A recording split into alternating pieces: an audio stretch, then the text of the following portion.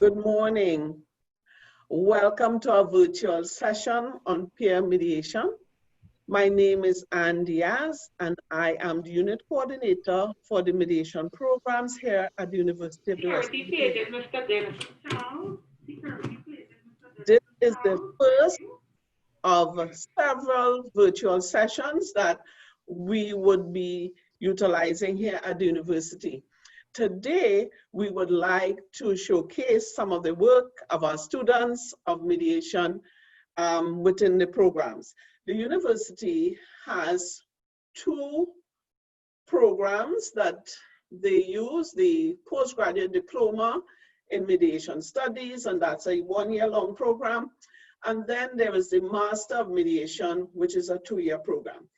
Additionally, we have a 40-hour mediation training program that is certified by the Mediation Board of Trinidad and Tobago. This program is offered both locally and regionally. Some professionals that access these programs would be judges, attorneys, principals, teachers, social workers, members of the judiciary, human resource practitioners, law enforcement. That's just to give you an idea of the persons accessing these two programs. Over the past 6 years, we have partnered with the Organization for Eastern Caribbean States, the OECS, and provided training for persons from varied disciplines, preparing them for court rostered mediation. We have also worked with Barbados, preparing them as well for their roster. And I'm sure today we have the Chief Justice of Barbados here with us today online, and we just want to welcome you as well. The unit, the Mediation Unit, established in 2018, a mediation room, which was launched in 2019, which is where I am actually located at this moment. This was established to give opportunity for students to practice, and as such, we have also created our own roster of mediators, drawing from past students of the university. In the room, we also do live mediations, and students have opportunities also to do simulation exercises for certification. Today, as we move into our virtual session, we would kindly ask you to mute your mics and cameras, please, and only put them on if you desire to ask a question. This can be done by pressing the raise hand signal on the right of your computer, or by typing and submitting said questions in the chat box. Please indicate to whom your question is addressed so that we can have that person respond.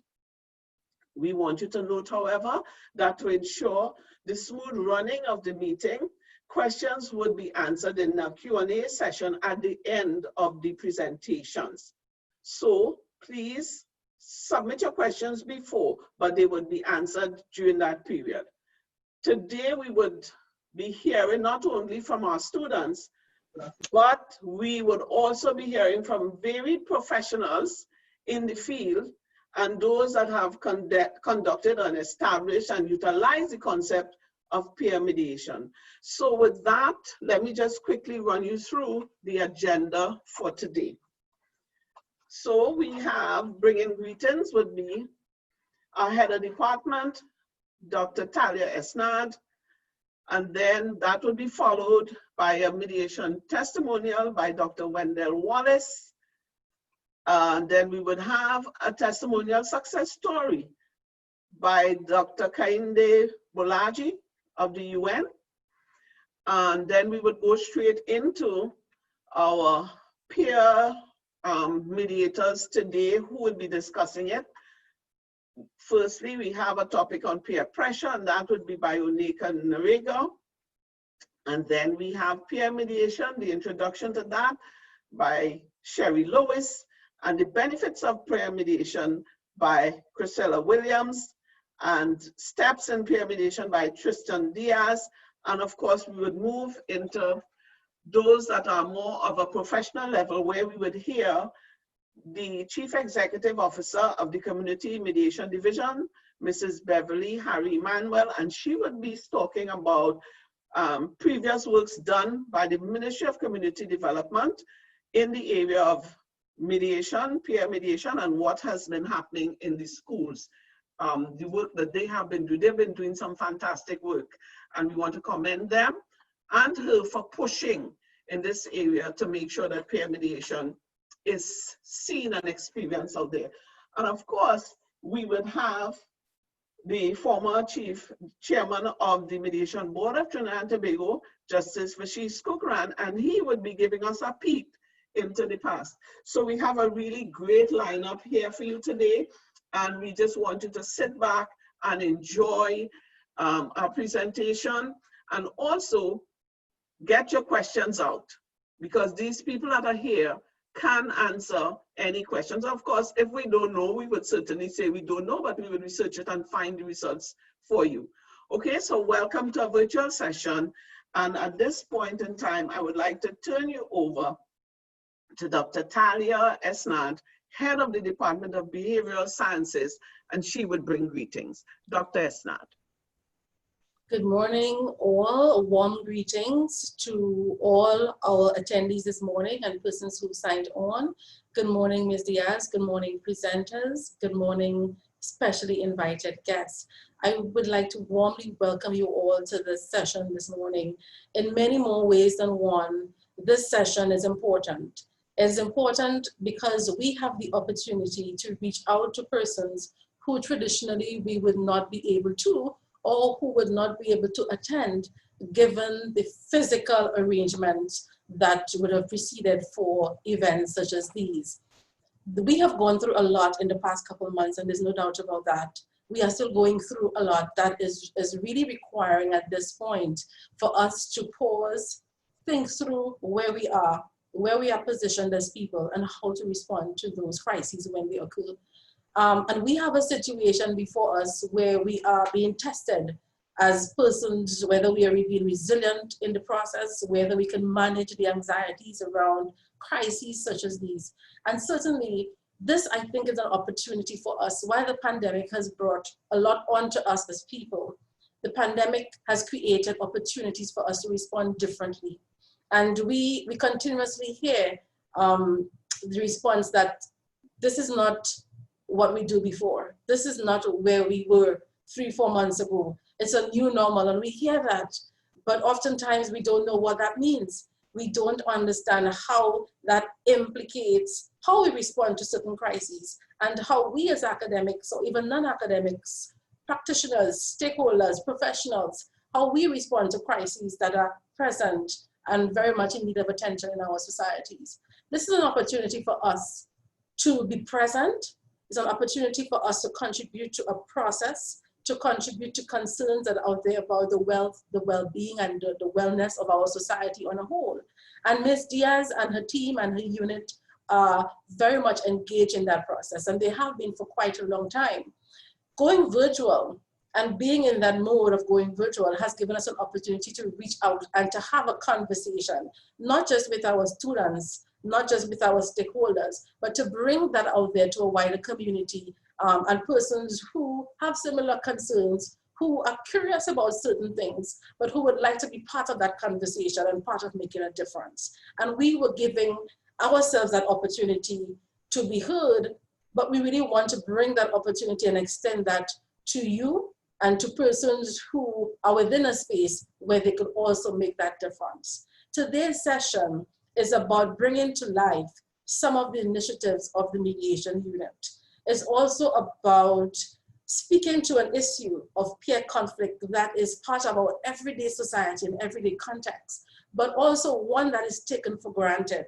And very often, we have social ills and social problems that assumes a sense of normality. And they do, because we perceive these as everyday occurrences. They happen all the time, and therefore there's no need to study it. But I would like to say that it reinforces the need to understand those social phenomena. And we need to understand not just why they occur, but what are the dynamics around those and how then we can address those specific issues. And therefore, The mediation unit is frontal in that particular pursuit. They are involved in understanding some of the challenges of our society, but also really trying to address and create intervention strategies and support systems and mechanisms that make a difference in our society. Today, they are presenting to you some of the work of their students, their unit coordinator, Ms. Diaz, but also their interaction and the result of a process that is ongoing, a relationship with critical stakeholders like the OECS, the ministries that they are liaising with constantly, and bringing to you an issue that is in need of more systematic sort of analyses and a discussion, a conversation about how do we go forward. I would love to warmly again invite everyone to this session. I am excited, I am proud of the work that has been done by this unit and by extension our wider department. We, the Department of Behavioural Sciences, we represent 5 particular subdisciplines. Mediation is one. We have social work, we have sociology, criminology and criminal justice systems, and we also have psychology. This is one of many virtual seminars to come. And we would like to engage you and give you the opportunity to be part of a conversation where we can actually make a difference. Please enjoy and look out for more virtual seminars that are to come in the course of this semester and by extension, the academic year. All the best to everyone. Welcome. Ms. Diaz, over to you. Thank you so much, Dr. Esnad. We move straight into our testimonial by Dr. Wendell Wallace. And Dr. Wallace really partners with us. He's from the Criminology Unit. Without further ado, let me just introduce Dr. Wendell Wallace. Good morning, and thank you for having me on the program this morning. As Ms. Diaz says, I'm Dr. Wendell C. Wallace. I'm a lecturer in criminology and criminal justice at the University of the West Indies right here. I have been trained on several occasions in mediations, including the 40-hour training by Ms. Diaz. And that served as a precursor for me becoming a certified mediator. Before I go any further, I'd just like to welcome each and every one of you and to say, thanks to the listening and viewing audience for logging into this virtual session where we can share a lot of our ideas and learn together as a collective body. Importantly, my room is located directly opposite, my office is located directly opposite the mediation room, the mediation center. And I tell people that I'm the most widely trained mediator in Trinidad and Tobago. Because on every occasion that you have a 40-hour training session, or you have students, you have lecturers, I sit in an indirect manner. While I may not be physically present in the lecture theater, I am always there. I'm listening and I'm learning, I'm hearing students' concerns, I'm sharing as well. In fact, on many occasions, I act as a facilitator for some of the training with the mediation unit. As an educator, it's important to understand mediation. Further, as a practicing attorney, the skills that I've gleaned from being a mediator, they redound to the benefits of my client, they redound to the benefits of my student, they even benefit me as well. So my testimonial basically revolves around usage of mediation.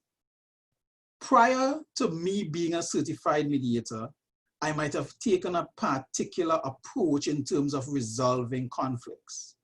However, now that I'm a trained and certified mediator and I have these conceptual and practical skills, I use them to mediate conflicts and issues between students and students, between students and lecturers, and even between students and my good self. So that I use the tools and the skills that the mediation unit and by extension, Ms. Diaz, that they have provided to me in a really tangible manner. Further, criminal justice systems around the world are moving away from a strict punitive approach and are now using restorative practices and alternative dispute resolution mechanisms. And again, this serves me as an individual. It serves me really, really well. As a member of the criminology unit, we use these skills and we equip our students to understand that we can no longer be simply punitive. And they are grasping these concepts, they are understanding these concepts, and they are even using these concepts. From my perspective and from where I sit, I would like to extend warm wishes to the mediation unit. I'd like to say thank you to Ms. Ann Diaz for encouraging me, for molding me, and for guiding me on this career path as a mediator.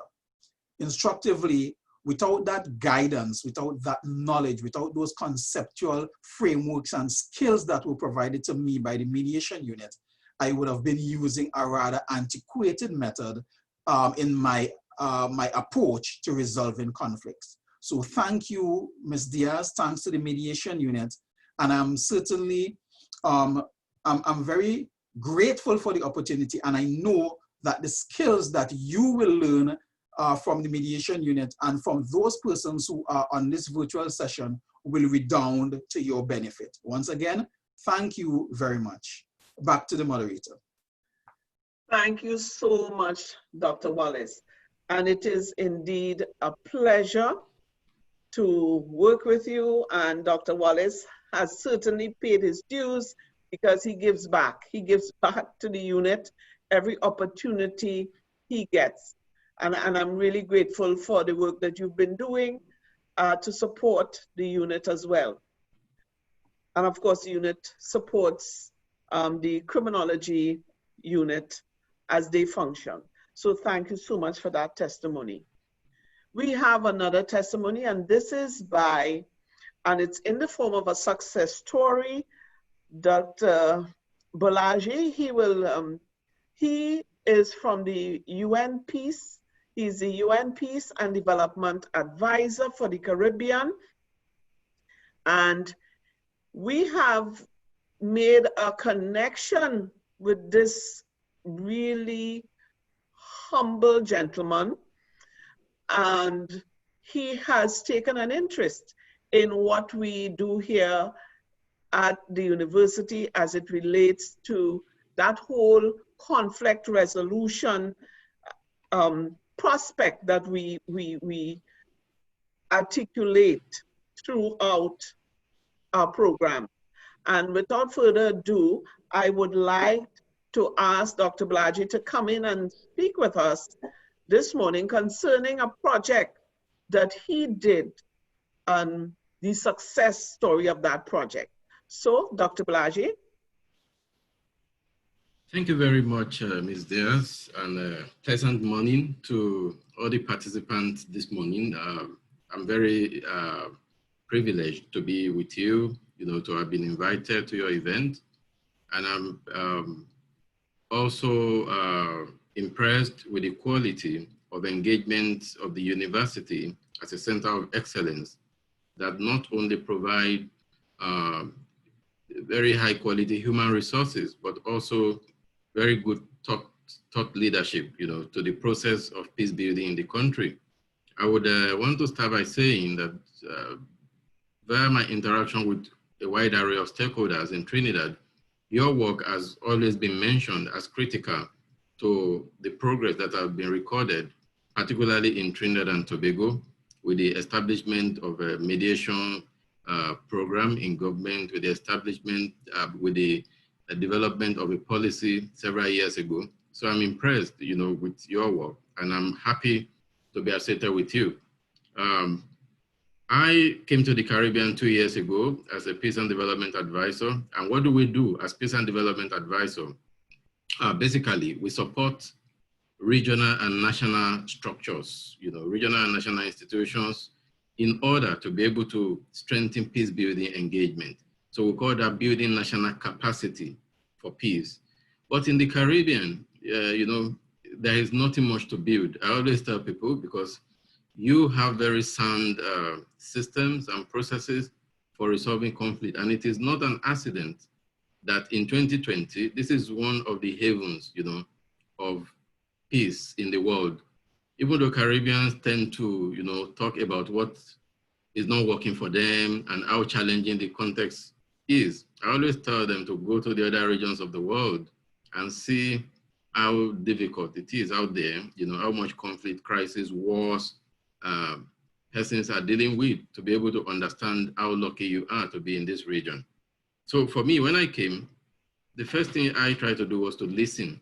And that's very important for us because as the UN, we do not have any magic wand. What we do is to listen and understand what are the capabilities, what are the structures, what are the, you know, kind of systems that you have put in place that work for you, and to see how we can put our own little investments in these structures to make them even work further. So I was privileged to attend a CARICOM event where I met a group of young persons. And these young people told me that, you know, the problem is that people come wearing suit and tie and all sorts of things, and they want to impose on us what they thought is the solution because they thought they were the experts, you know, and we do not have a view. And I said, okay, young people, speak to me. What are your views? And they told me that, you see, we really want to work on peace. We do not feel happy that our communities are being stigmatized and we're associated with crime, with problems, and so on and so forth. And I said, what do you think is the solution? And I started listening. And by listening to them, I understood more some of the challenges they faced. We started a project with them in the part of a community called Monrepo. When we started the project, we intended it to be an empowerment project, you know, that will add value to their lives and so on and so forth. But we discovered that they had a lot of conflict even among them. So it was impossible to make progress with the project without putting some element of mediation and peace building into it. So we came together, myself and colleagues in the UN, to develop a very smart but focused internal mediation program, you know, for the participants in the initiative that we implemented, and that entailed a lot of peer resolution of crisis. We divided them into 3 groups where they had to interact and resolve their conflict on a daily basis. We provided them with a toolkit, we provided them with monitoring, advice, and so on and so forth.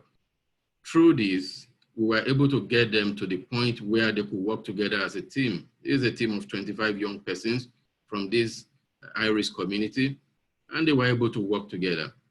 At some point further up, Anne came in to support the development of a proper mediation capacity for these young persons. And I can tell you today that the young persons have given a good account of themselves. They are emerging as agents of peace, but also they have gone on to pursue very important things in their lives. So instead of just lying around the block, some of them are working as interns in government offices, some are working in the UN house, while some are engaged in educational development initiative or activities. What are the 3 key factors that I think are important going forward for us? We want to replicate more of this type of initiatives, and that's why we reached out to the University of the West Indies to see how do we coordinate this. UWI has arguably the biggest resource pool in the region. You have students that you have trained in the past, and you are still training in mediation, particularly in the Faculty of Behavioural Sciences. How can we use the students to do more of outreach beyond what people in these communities do? I've listened to the good presentation by Dr. Wendell, but also how do we target young people outside school system? Because a lot of people kept talking of the school system when it comes to peer mediation, but there are people in the communities who are in school, but basically they face bigger pressure in their communities. And this is where I will appeal for the university to look at the possibility of working with us, to be able to use the resources you have to penetrate more of the communities. Secondly, the criticality of incentives. we were able to discover through our engagement with the young people that peace building in itself, while very important, is not enough. We need to be able to, provide element of empowerment, whether educationally, psychosocial support, counseling, and all the other requirements that young people think are important for them. And this is where we also need the element of criminology, psychology, and all the other social type of interventions to come in and support our proposed initiative. The third area is in terms of the coordination. I will not stop talking of coordination. And talking of coordination, we contacted the Community Mediation Services Division, and we are working with them on an overarching community intervention, which I think should also connect with the university engagement that we intend to implement. So when all of us work together, it will be easier to not duplicate resources, not to duplicate effort, but it will help us to also measure results. So we had good intervention in Morepo. We want to extend this to other communities in Trinidad, and we look up to the university to provide leadership again, as you have always done for the people of Trinidad and Tobago and the Caribbean. Thank you very much for the opportunity. And over to you. Thank you so much, Dr. Kaine Baloji. I am really grateful for your support, and in moving forward, I am sure that we would have a greater connectivity. Also, I appreciate where you want to go and the wider reach that you're suggesting, and it is good. Remembering also that we are an educational institution, but certainly one of our mandates would be that of community reach. And so we will engage you more in that area. And thank you so much for being a part of our presentation today and for that good news about the success story. So we want to turn straight to our peer mediators now, those that will be discussing. The first student we have would be Onika, and Onika would talk a bit about peer pressure, the nature of conflict prevalent among school and school-aged children. So without further ado, let me turn straight to Onika for her presentation. Onika, welcome. Thank you, Ms. Diaz, and thank you very much for the opportunity to be part of this forum. All protocols observed. As Ms. Diaz said, I am Onika Norega, and my task this morning is really a very simple one.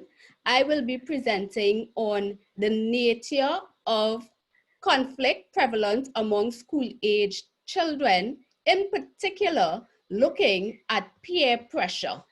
So as a result of that, I have 3 objectives that we will go through. The first one being to have a common understanding of what is peer pressure.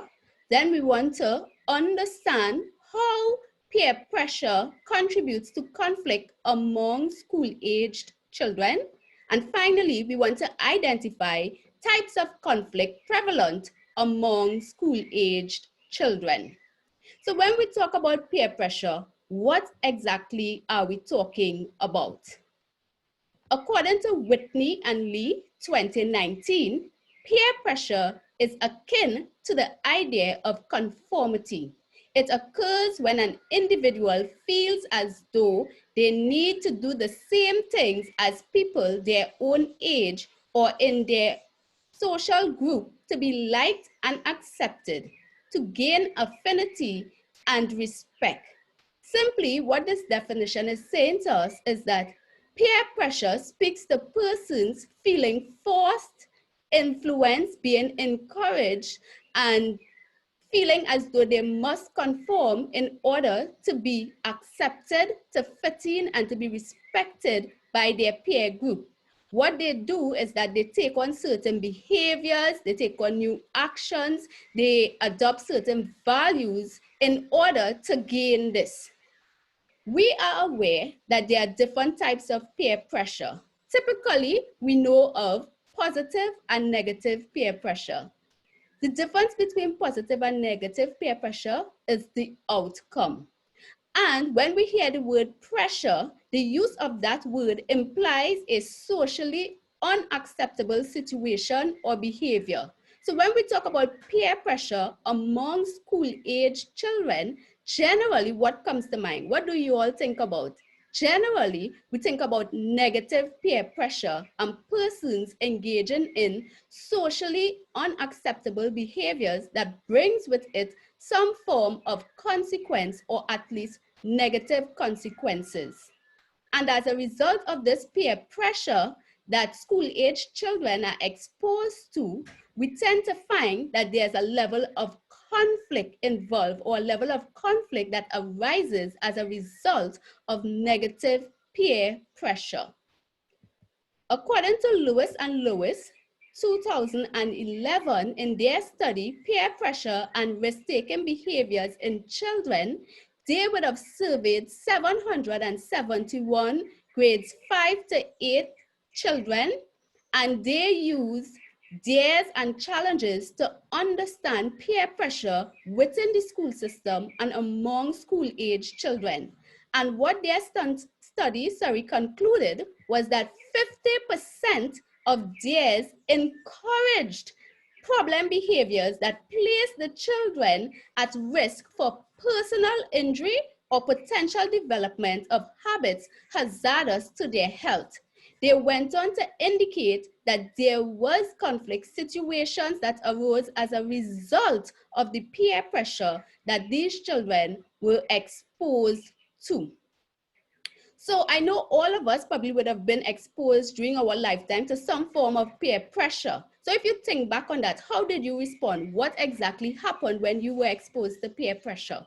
Or maybe your children were exposed to peer pressure and you had to deal with the consequences of such.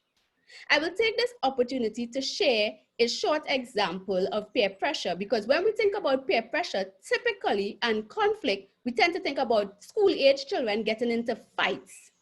However, there are different types of conflict that school-age children experience as a result of their exposure to peer pressure.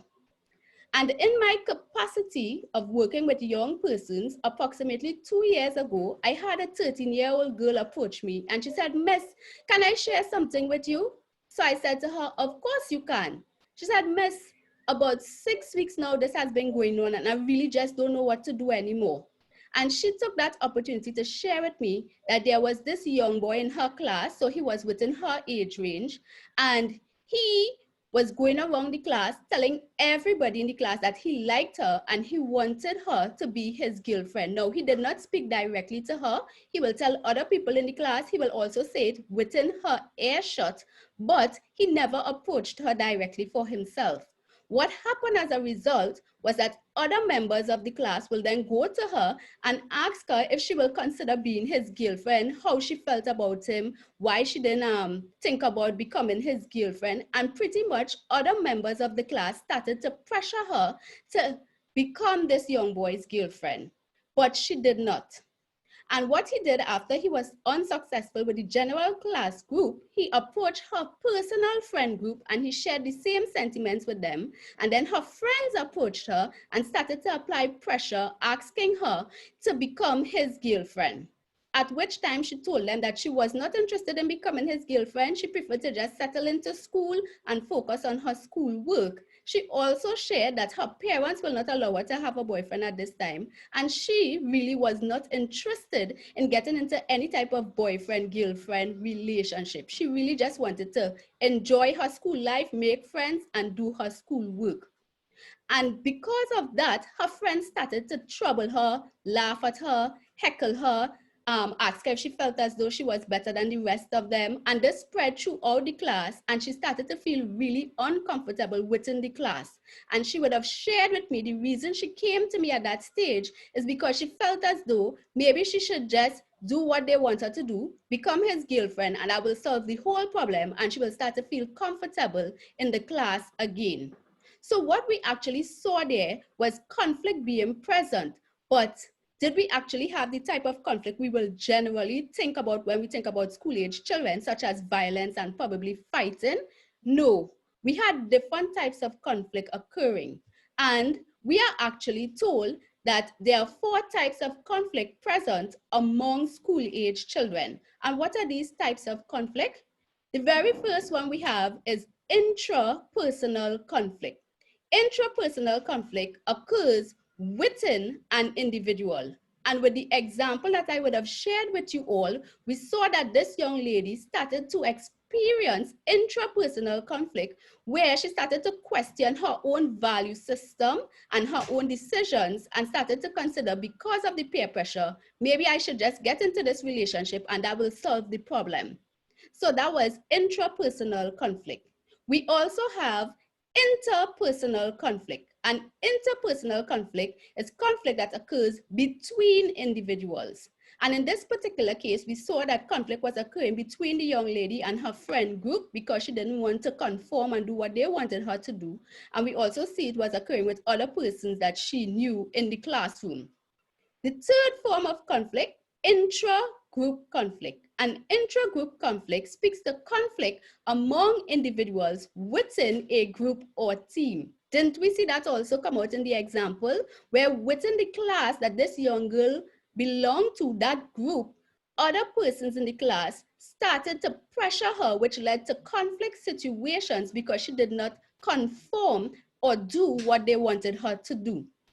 And the final type of conflict, the fourth type, intergroup conflict. We did not see this happening with the example that I shared, but intergroup conflict speaks to conflict among different groups or teams. But surely we have this happening among school-age children. This type of conflict occurs typically, an example can be between classes where we may have 2 classes warring with each other. And I use the term warring only because that is the terminology you will hear among the school-age children and within the schools that the children are using.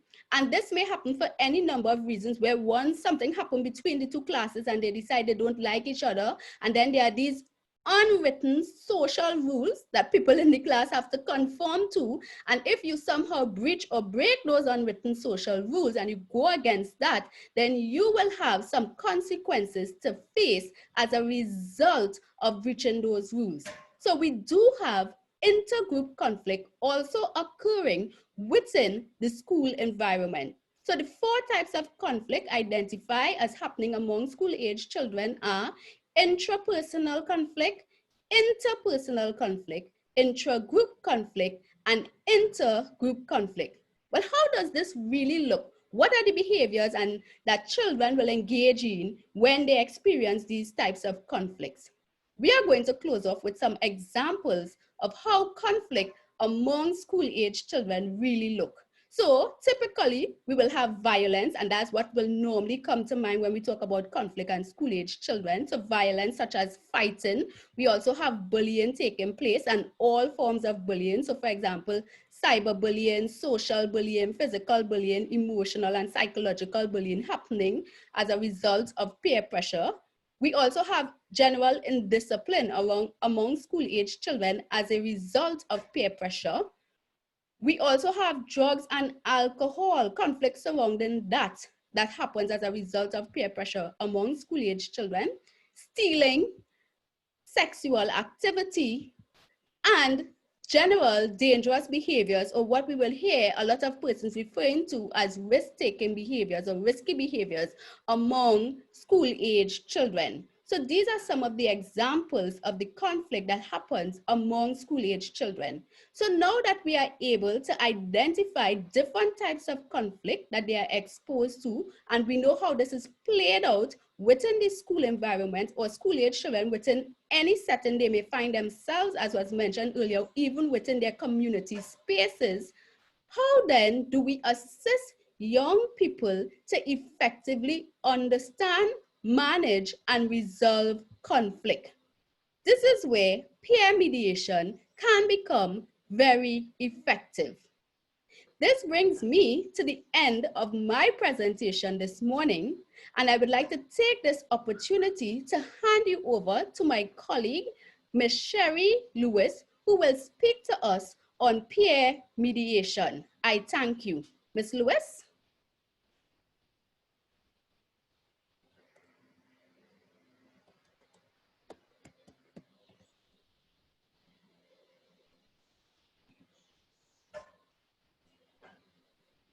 And while Ms. Lois is preparing, Sherry Lois, let's take the opportunity to thank Madam Norega, I have to call her.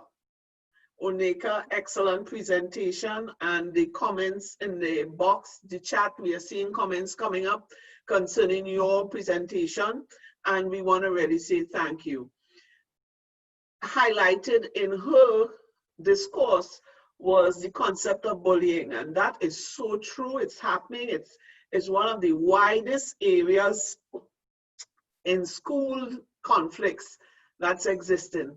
And I know that because our Dr. Wendell Wallace, he also does work in the schools on bullying, and he has a lot of requests to talk to schools concerning it. It's a challenge that schools are facing, and we can see where this whole concept of peer mediation can assist there. Yes? So thank you so much, Onika. And Sherry is ready, so I want to turn you over to Sherry. Good morning, everyone. A pleasant morning to everyone. My name is Sherry Lewis. I'm one of the student presenters here today presenting on peer mediation. I will be joined by my colleagues, Ms. Krisha Williams and Mr. Tristan Diaz. First, let me commend Ms. Norega on an excellent presentation on presenting for us the reality of peer pressures faced by our school-aged children today. Notwithstanding that, and in addition to that, there are other factors to consider within the school climate, such as cultural differences, ethnic differences, differences in economic and social background, differences in tradition, custom, religion, beliefs that may breed conflict due to misunderstanding, misinformation, and misrepresentation. So today, our aim in the context of this presentation will be to present and discuss and explore peer mediation as a conflict resolution tool within our school climate and our school systems. So without further ado,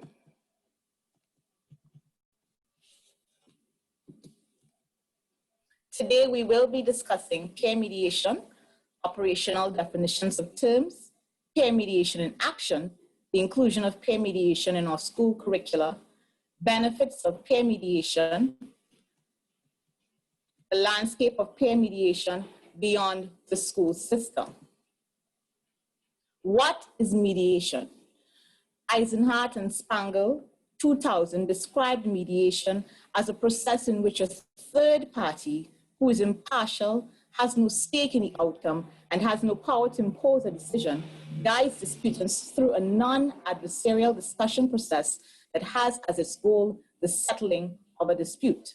So in the context of peer mediation, we're looking at the same structured and voluntary process that takes place in the school setting, in which students are trained to mediate conflicts that might arise among students in the schools, providing a sense of procedural justice, if you will. So in this context, students are skilled or even re-skilled with problem solving, decision making, self-reliance, and effective communication skills that help them beyond the school system to exercise problem solving and decision making in constructive means. Peer mediation in action.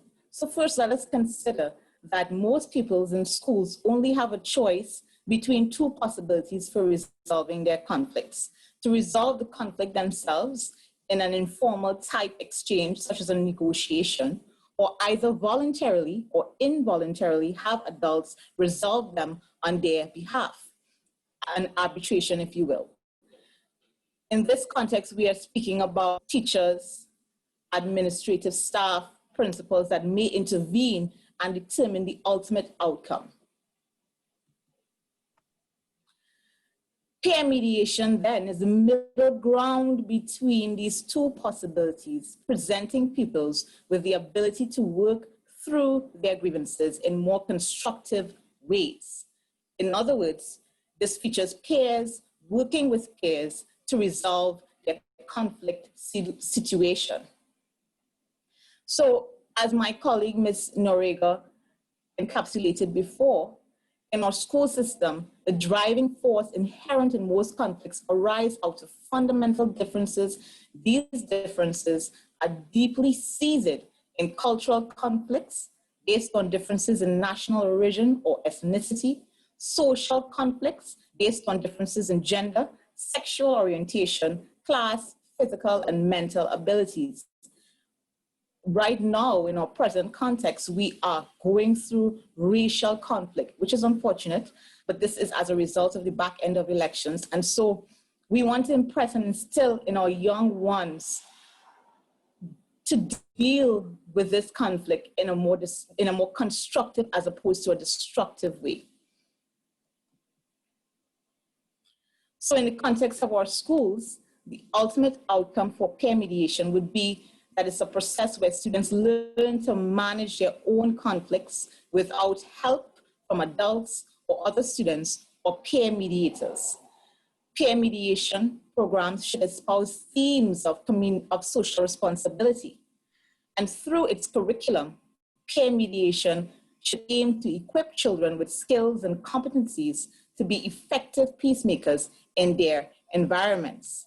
This tends to go against the grain of traditional and punitive methods and means of discipline, in that it allows for students to become part and parcel of school ordinance. However, this does not mean that the relative authority of teachers and principals are contravened.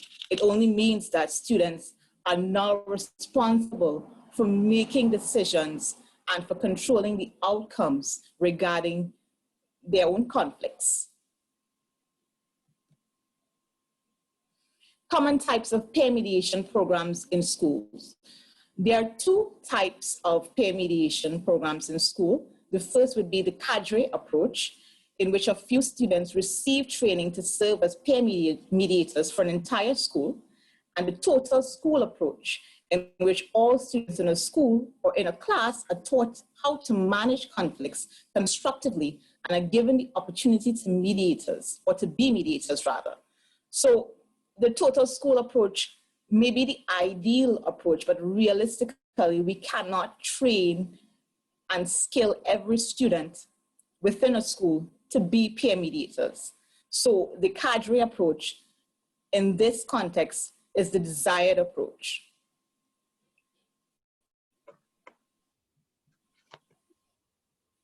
At this time, I would like to thank you for sparing me your attention, your listening ear, and I would like to hand you over to my colleague, Ms. Chriselle Williams, who will be taking us through the benefits of peer mediation. Thank you.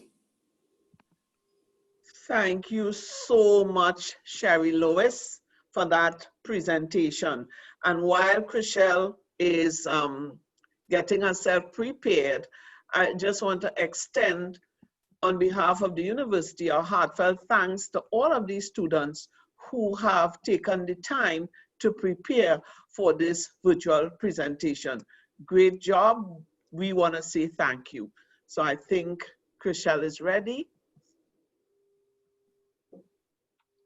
Thank you, Sherry. Good morning, everyone. I am Chriselle Williams, and I will be presenting on the benefits of peer mediation.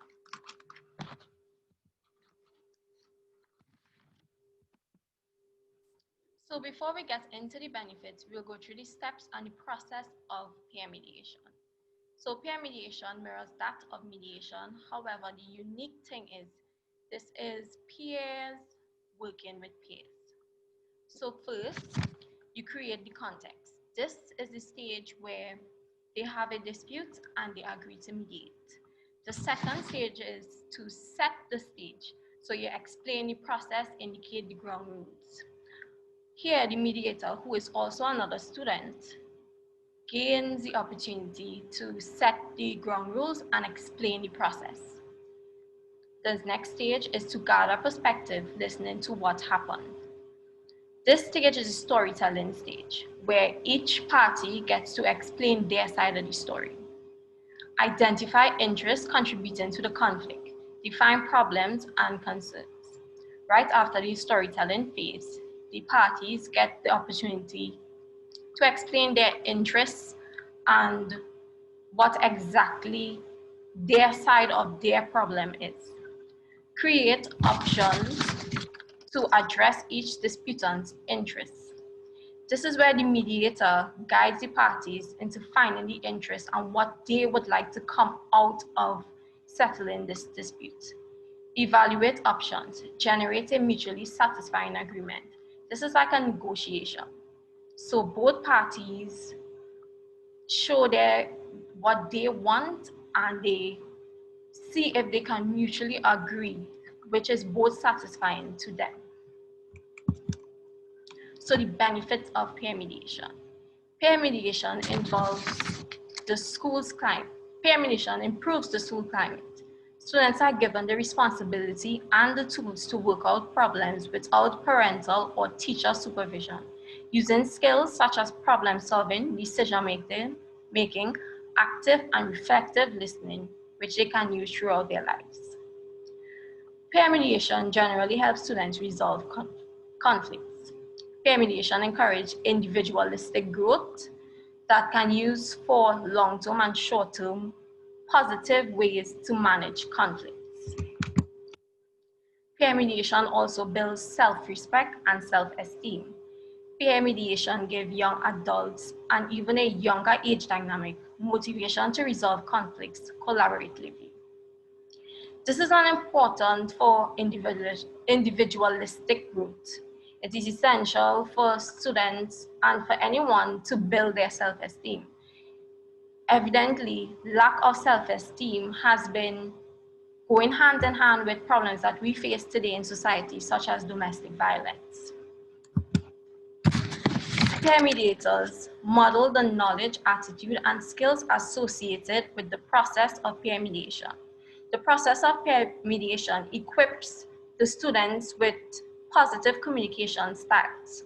It helps them gain leadership skills and understanding and even empathy.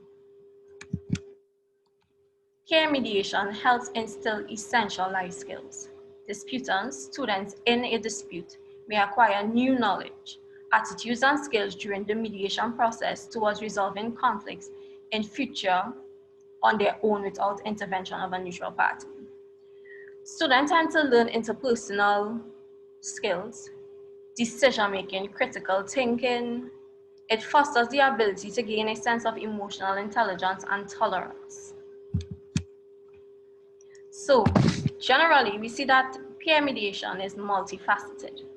It creates an atmosphere in a school environment that is safer. It is more able to facilitate academic growth instead of using drastic measures like suspension or expulsion, which can hinder a child from excelling academically. It fosters a strong foundation for a student that can contribute not just in a safe or a positive school environment, but generally to the wider society. To end my presentation, I'll hand you over to Tristan, who will take you to peer mediation beyond the school system. Thank you. Thank you so much, Giselle. And as Tristan is preparing, I just want to make a couple of comments on peer mediation and the use of it in schools. It is a really valuable tool, and it does help with the discipline of children. In terms of when I speak about discipline, I'm talking about they attaining some form of discipline, not in the local context as we see discipline. Yes, and it helps them to become more focused. It helps them to relate with their peers better because they are working together to achieve the mutual benefits. And another thing that it does is establish relationships. It helps maintain and establish relationships. So really good job, Giselle, and thank you very much for being a part of this presentation. I turn you over now to Tristan. Okay, thank you very much, Chriselle, for that presentation. Pleasant good morning to the interviewing panel, the presentation panel, sorry, and also invited guests this morning. My name is Tristan Diaz, and this morning I am here to present on the landscape of peer mediation beyond the school system. So peer mediation in the Republic of Trinidad and Tobago. Peer mediation programs contribute to the de-escalation of conflicts within families, communities, and the school environments, while reducing the level of truancy and delinquency among peers working with peers. The overall objective of these programs, given to local considerations, are to engender in peers the potential for becoming protagonists of peace building. Right? So when we speak about peer mediation and conflict, it's not only limited to the school environment. Conflict is also, as we said here, it is also within the families, within our communities. As my former colleague Onika said, there are different types of conflict that arise from peer pressure, which is violence, bullying, drugs, alcohol, dangerous behavior, and all these types of conflicts exist within our communities.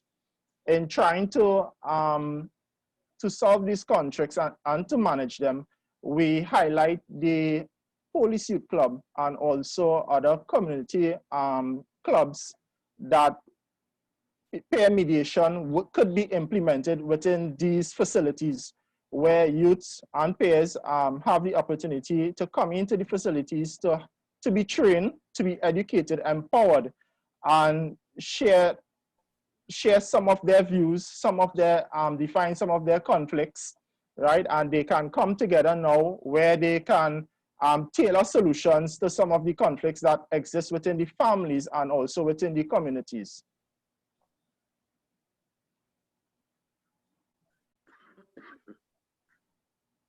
The Republic of Trinidad and Tobago final report of the Cabinet-appointed Task Force on Prison Reform and Transformation 2002 recommended the establishment of a Youth Mediation Unit.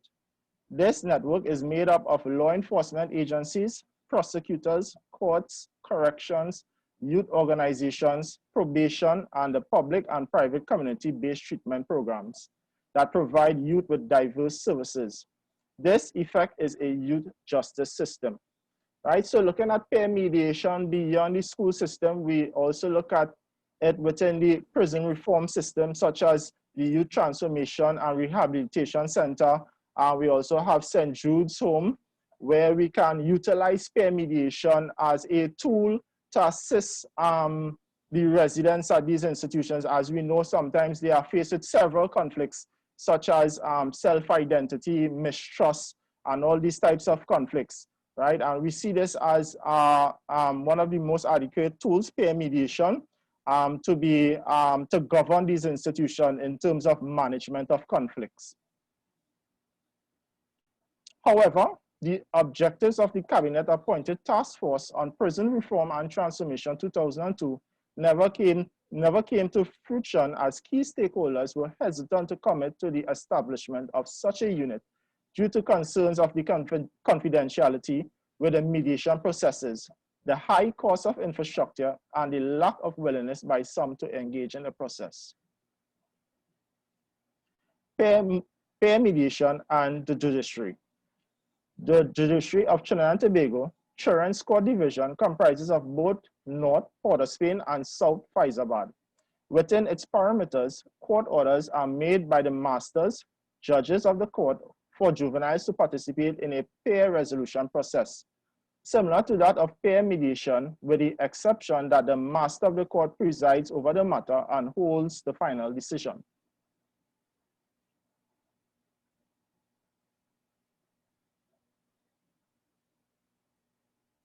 Referrals are also made via court orders by the court to external community mediation agencies for juveniles to participate in peer mediation. This is with the exception of assault or other criminal matters, right? So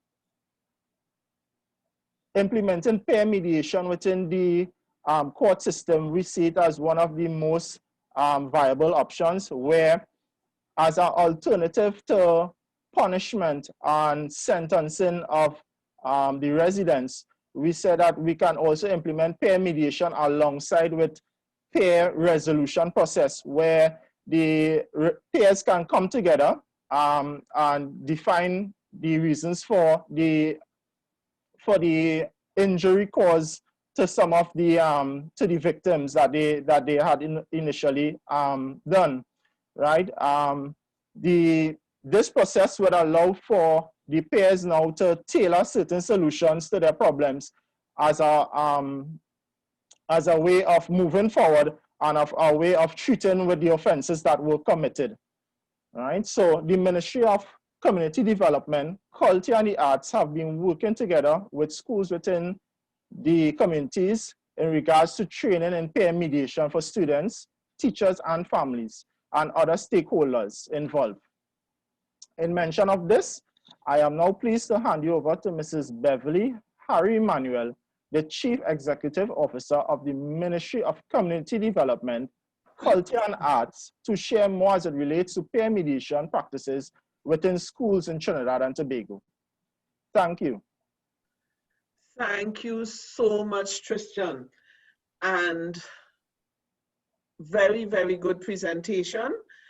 And while Miss Beverly Harry Emmanuel gets ready, I'm going to just read a short bio for her. Beverly Harry Emmanuel is the Executive Director of the Community Mediation Program. Her passion and belief in the benefits and power of mediation drew her to the opportunity to make a contribution to her country by establishing the new model of community mediation program in Trinidad and Tobago. The evidence shows that we now have a program that compares favorably with longer established programs in other jurisdictions. Mrs. Emmanuel holds a MSc in Strategic Leadership and Management with distinction and a postgraduate certificate in Business Management and BSc in Sociology and Management with honors.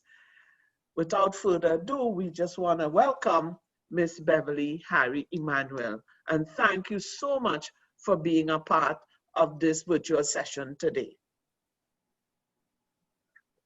I'm turning it over to you, Miss Emmanuel.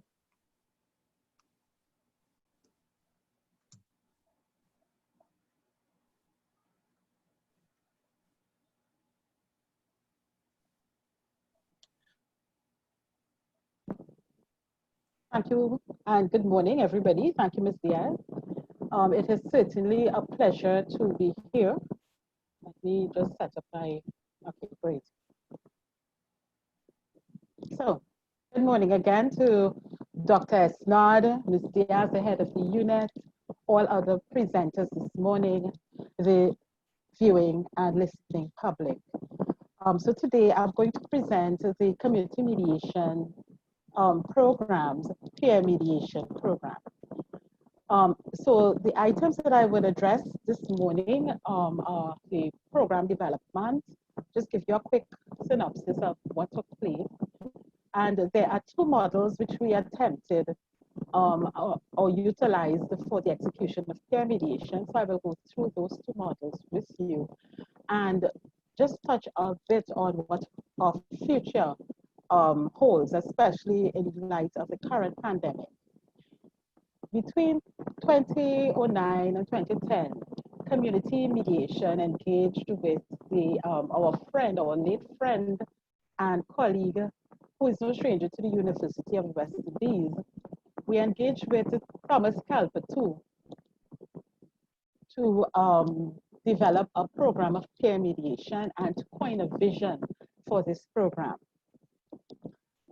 The vision which we, the vision of our peer mediation program is to ignite our youth to create a country where peace, mutual respect, and tolerance are embedded nationally.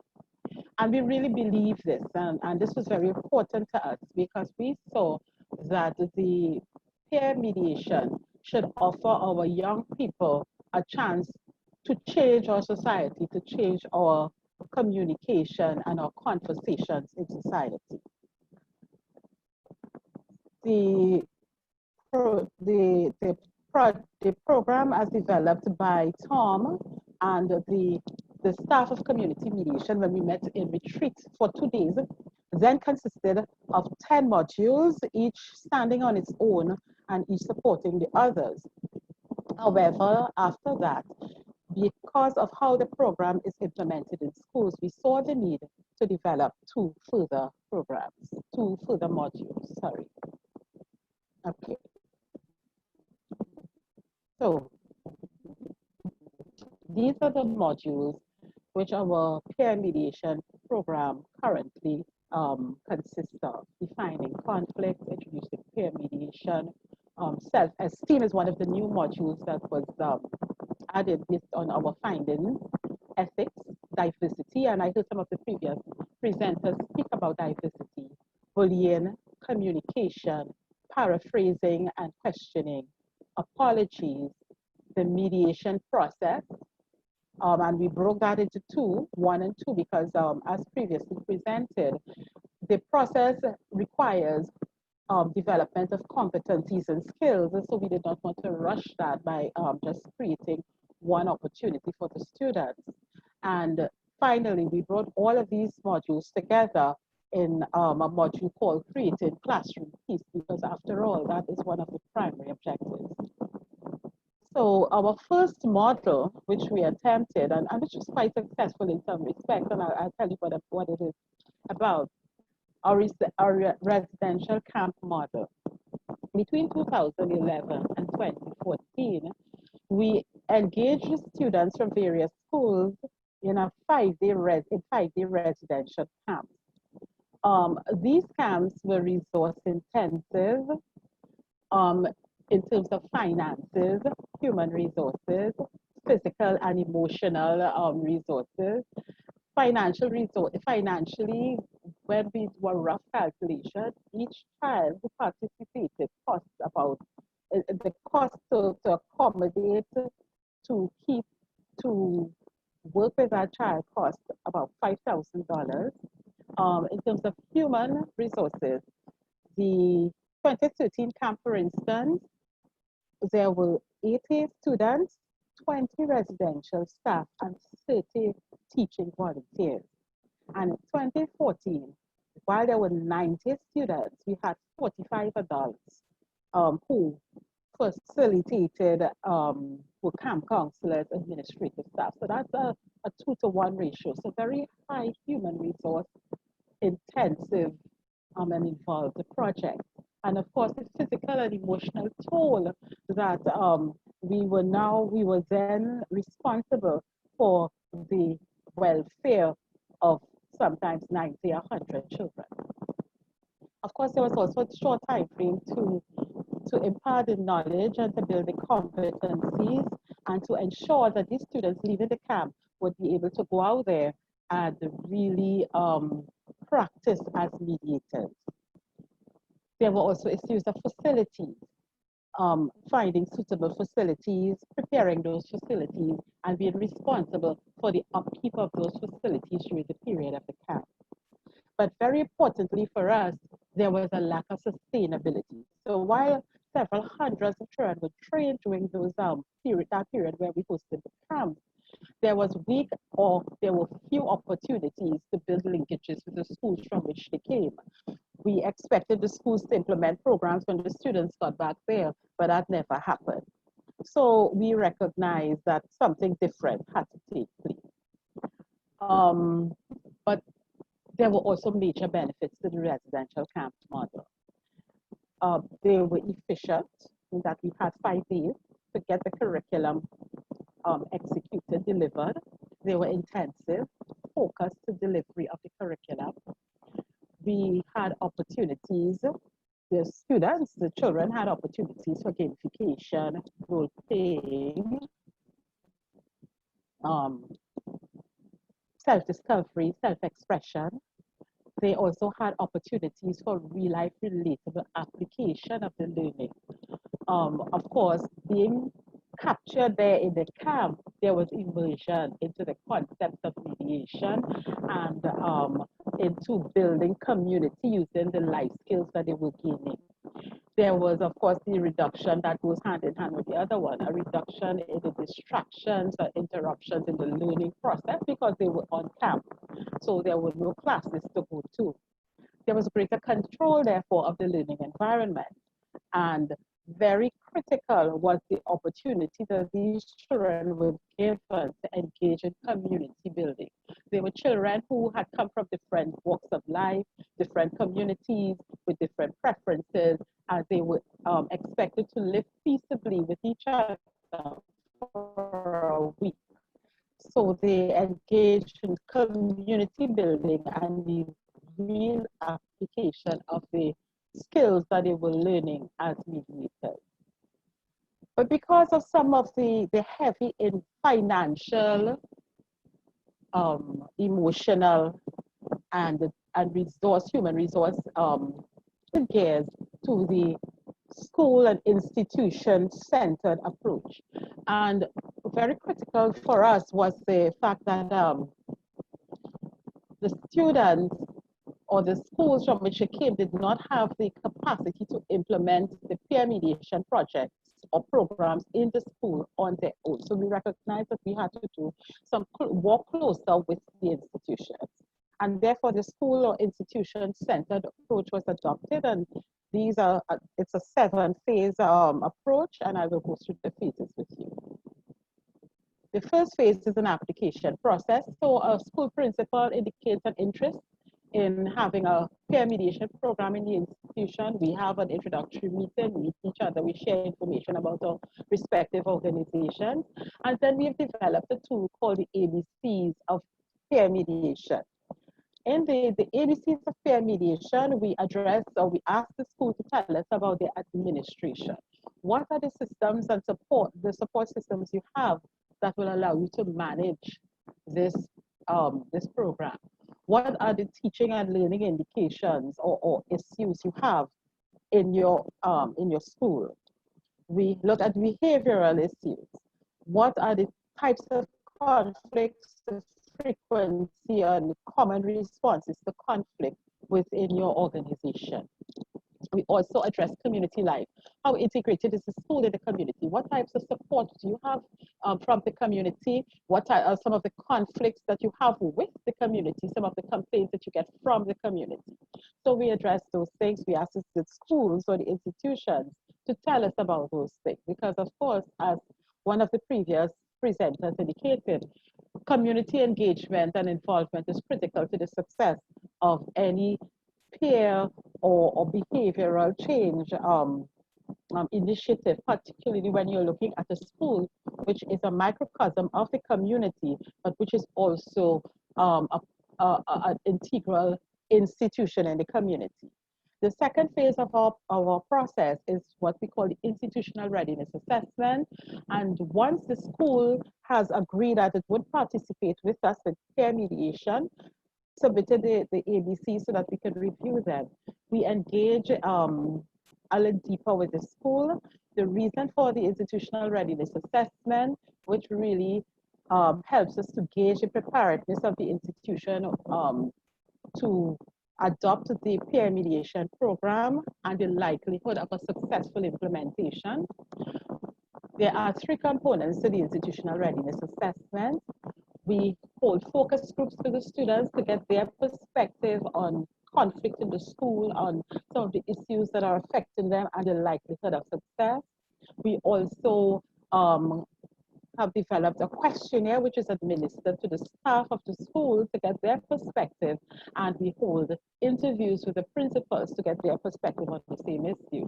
And then we triangulate all of that and develop a benchmark for each school that we engage with, as well as a report on the school.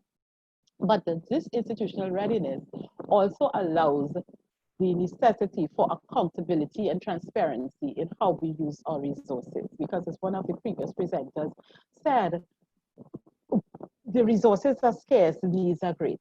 Just paraphrasing really. The third phase of our process is sensitization, where we go into the communities.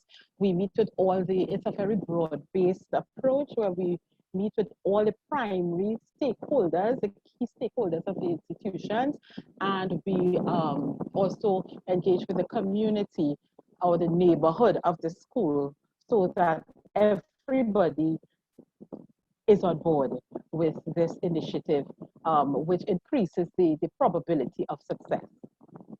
The fourth phase of our school-centered or institution-centered approach is the train-the-trainer. We ask schools to nominate members of staff or have them volunteer, and this can also include parents of students. We all as who would be trained in the program, who will be trained in our resources, and you would see we have developed a teacher's guide, which outlines all the modules and the corresponding pupils or students workbook, so that the schools will nominate folks. Also, community mediation engages a process of liaisons, so that all our technical staff are liaisons to one or several schools.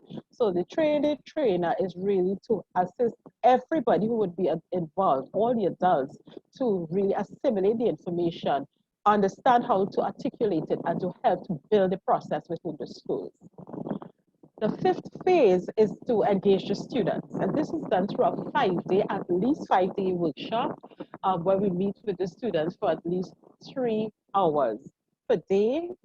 And if it is necessary, based on the level of competency that we see developed and the understanding of the material, then we go further. Our facilitation team at the schools would usually include the staff specialist based on the module for the day, who might be a mediator, a social worker, of course, a peer mediation liaison, who's really the advocate for that school, and the school staff members who were trained, and we engage them to work with us as facilitators and observers. Phase 6 of our peer mediation program is the actual implementation of the program.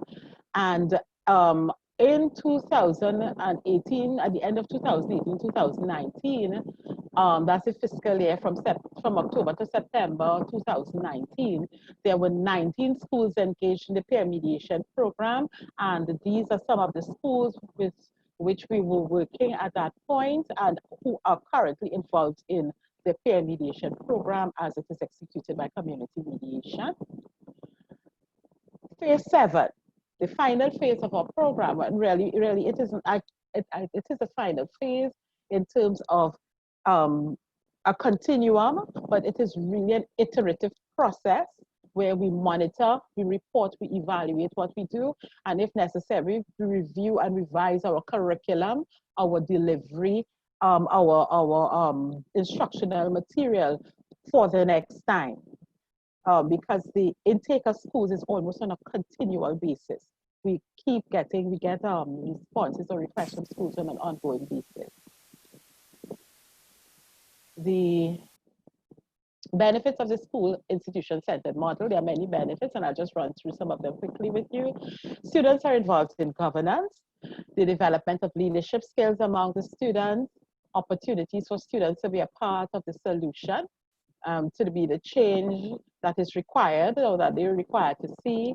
The care and responsibility for the student remains with the school, competency building through guaranteed opportunities for practice, institutional capacity building and knowledge transfer, and of course that thing that we were striving for in the camp model that was kind of elusive, the sustainability at the individual, institutional, national level.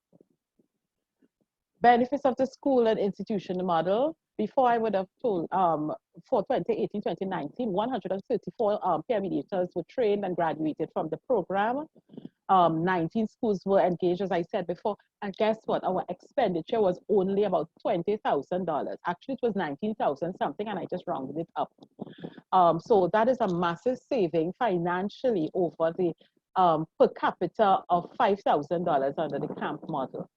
There's the added benefit of access to the other divisional programs, because in each peer mediation school, we implement a parenting support group, or we attempt to implement it. Does not always work.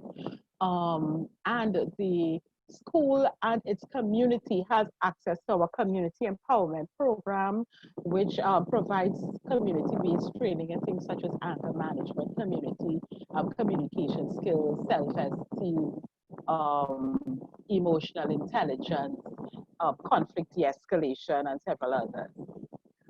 And unintended outcomes, you know, good programs always have unintended outcomes.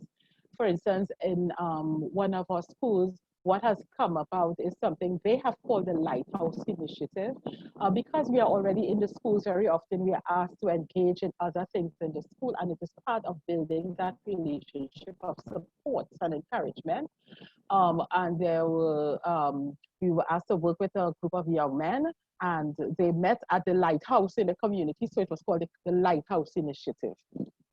Of course, there are staff development workshops because we are in school and because we do a number of other things. We're very often engaged, even by tutor at times, to host development workshops. We are asked to resolve issues within the school among the staff to facilitate and moderate when there are difficult conversations to be had. So I call it opportunities for solutions. Some people might call it issues. I like to say opportunities for solutions. Rescheduling of appointments. Of course, everything is not perfect. Community mediation at the school level. We have schools must focus on teaching and learning. So very often, or sometimes the exigencies of the school will take precedence, and training appointments or other appointments cannot be maintained.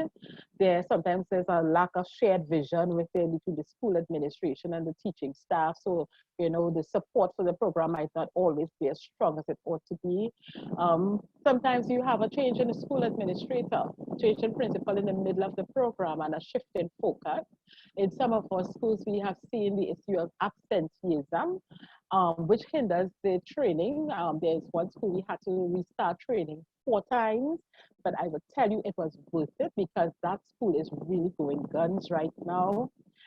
In at least one school, we have seen what has been termed the lack of interest by some of the students. And sometimes, unfortunately, we have a lack of support for the students and the program by some staff. On community mediation side, we are short-staffed. We operate with fewer or less than 50% of our complement, and therefore there are times that we have to cancel appointments because of the exigencies of other things that might come up in the division.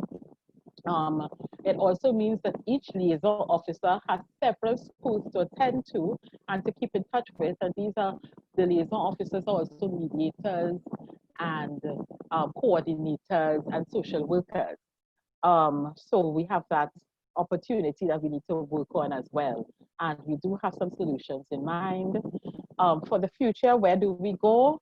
Of course, COVID has created a disruption to what is usually, what used to be the norm, but it has also given us opportunities. So we no longer have access to schools, so we are developing our peer mediation program to allow us to do some virtual or modalities to do some online teaching and learning opportunities in the immediate to short term. But in the medium to long term, we hope to maintain those virtual modalities so that we can have wider impact and adoption of the principles of peer mediation. And because we have worked really hard to build a model which we think would really down to the benefit of the schools, and we have indeed started to see some benefits. The schools have started to benefit tremendously from some more than others because there are different stages of implementation. But those schools that with fully implemented programs have seen a change in the environment and the students, with students taking more initiative to deal with student issues, of course not circumventing the discipline matrix and the authority of the administration of the school. But we would want to return to the school in institution-centered approach because we have seen the benefits that accrue to the institution. So ladies and gentlemen, thank you for your attention.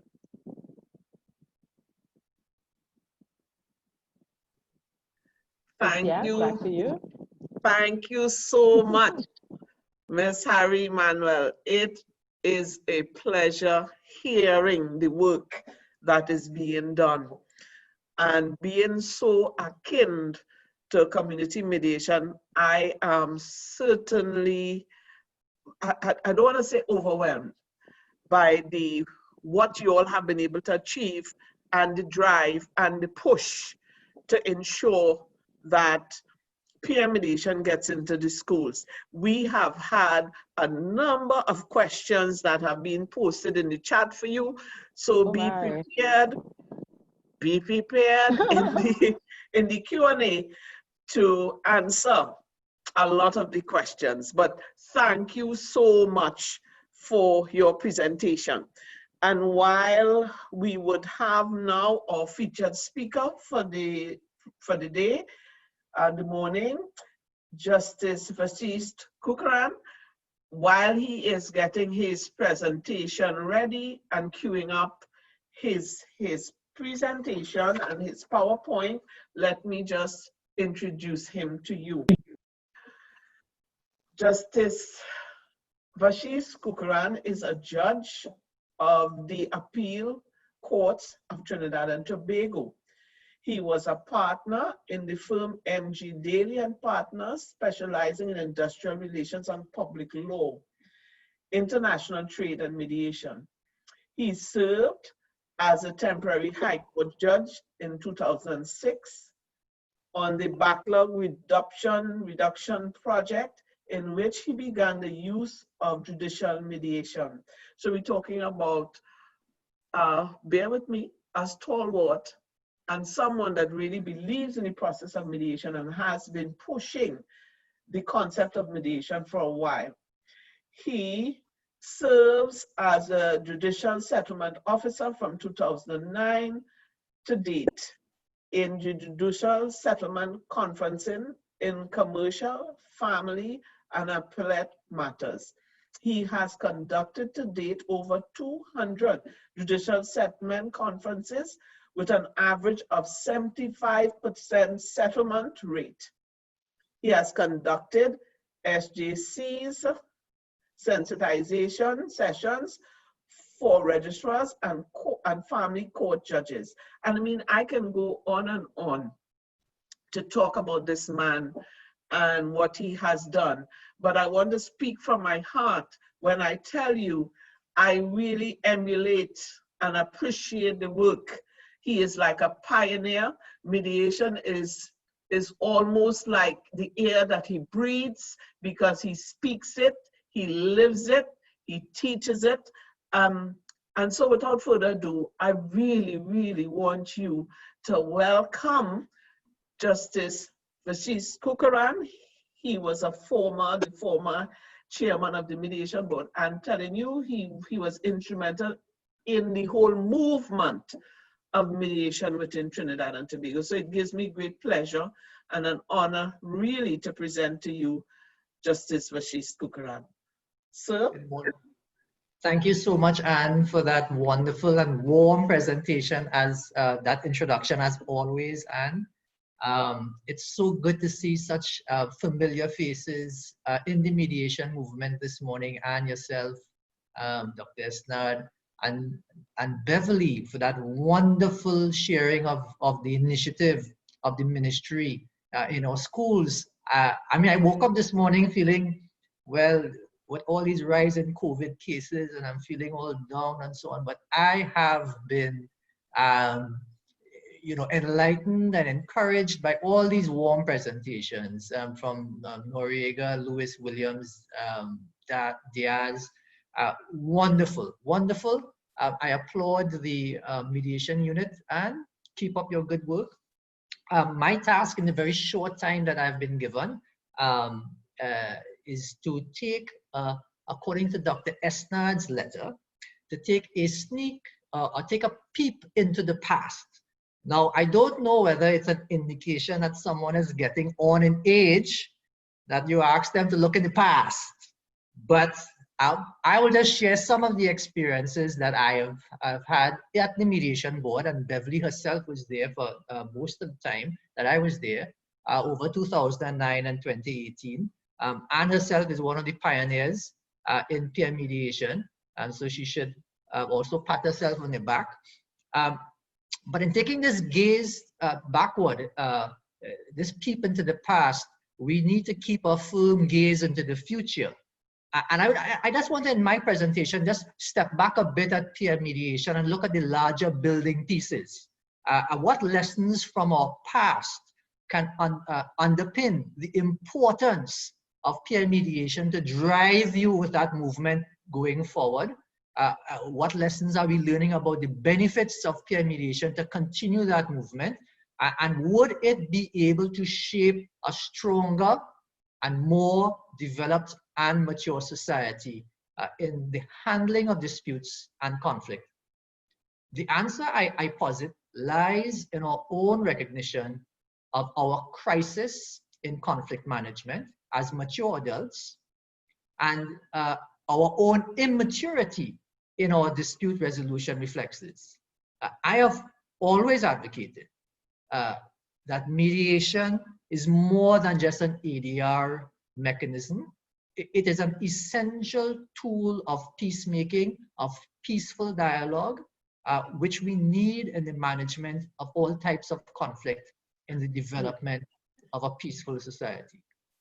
And when you listen to the presentations of Ms. Lewis and Noriega and so on, the underpinning of peer mediation, like any other mediation process, there are three main principles which I think transcends the mediation process, and it takes you into a living, breathing type of organism that is applicable to your everyday life. Those three principles of compassion, that's having empathy and understanding one another; collaboration, that is the ability to work with one another; and consensus building. Despite our different perspectives, we will always have different perspectives. How can we together fashion a joint future plan?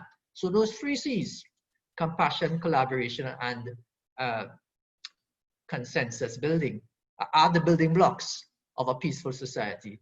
And can peer mediation programs then become the platform and bedrock of peace agents to effect positive change in our society and in the region? So in these large snapshots of the past that I'm going to share with you, I'll hit the pause button in our past to look at some important building blocks. And I want to start with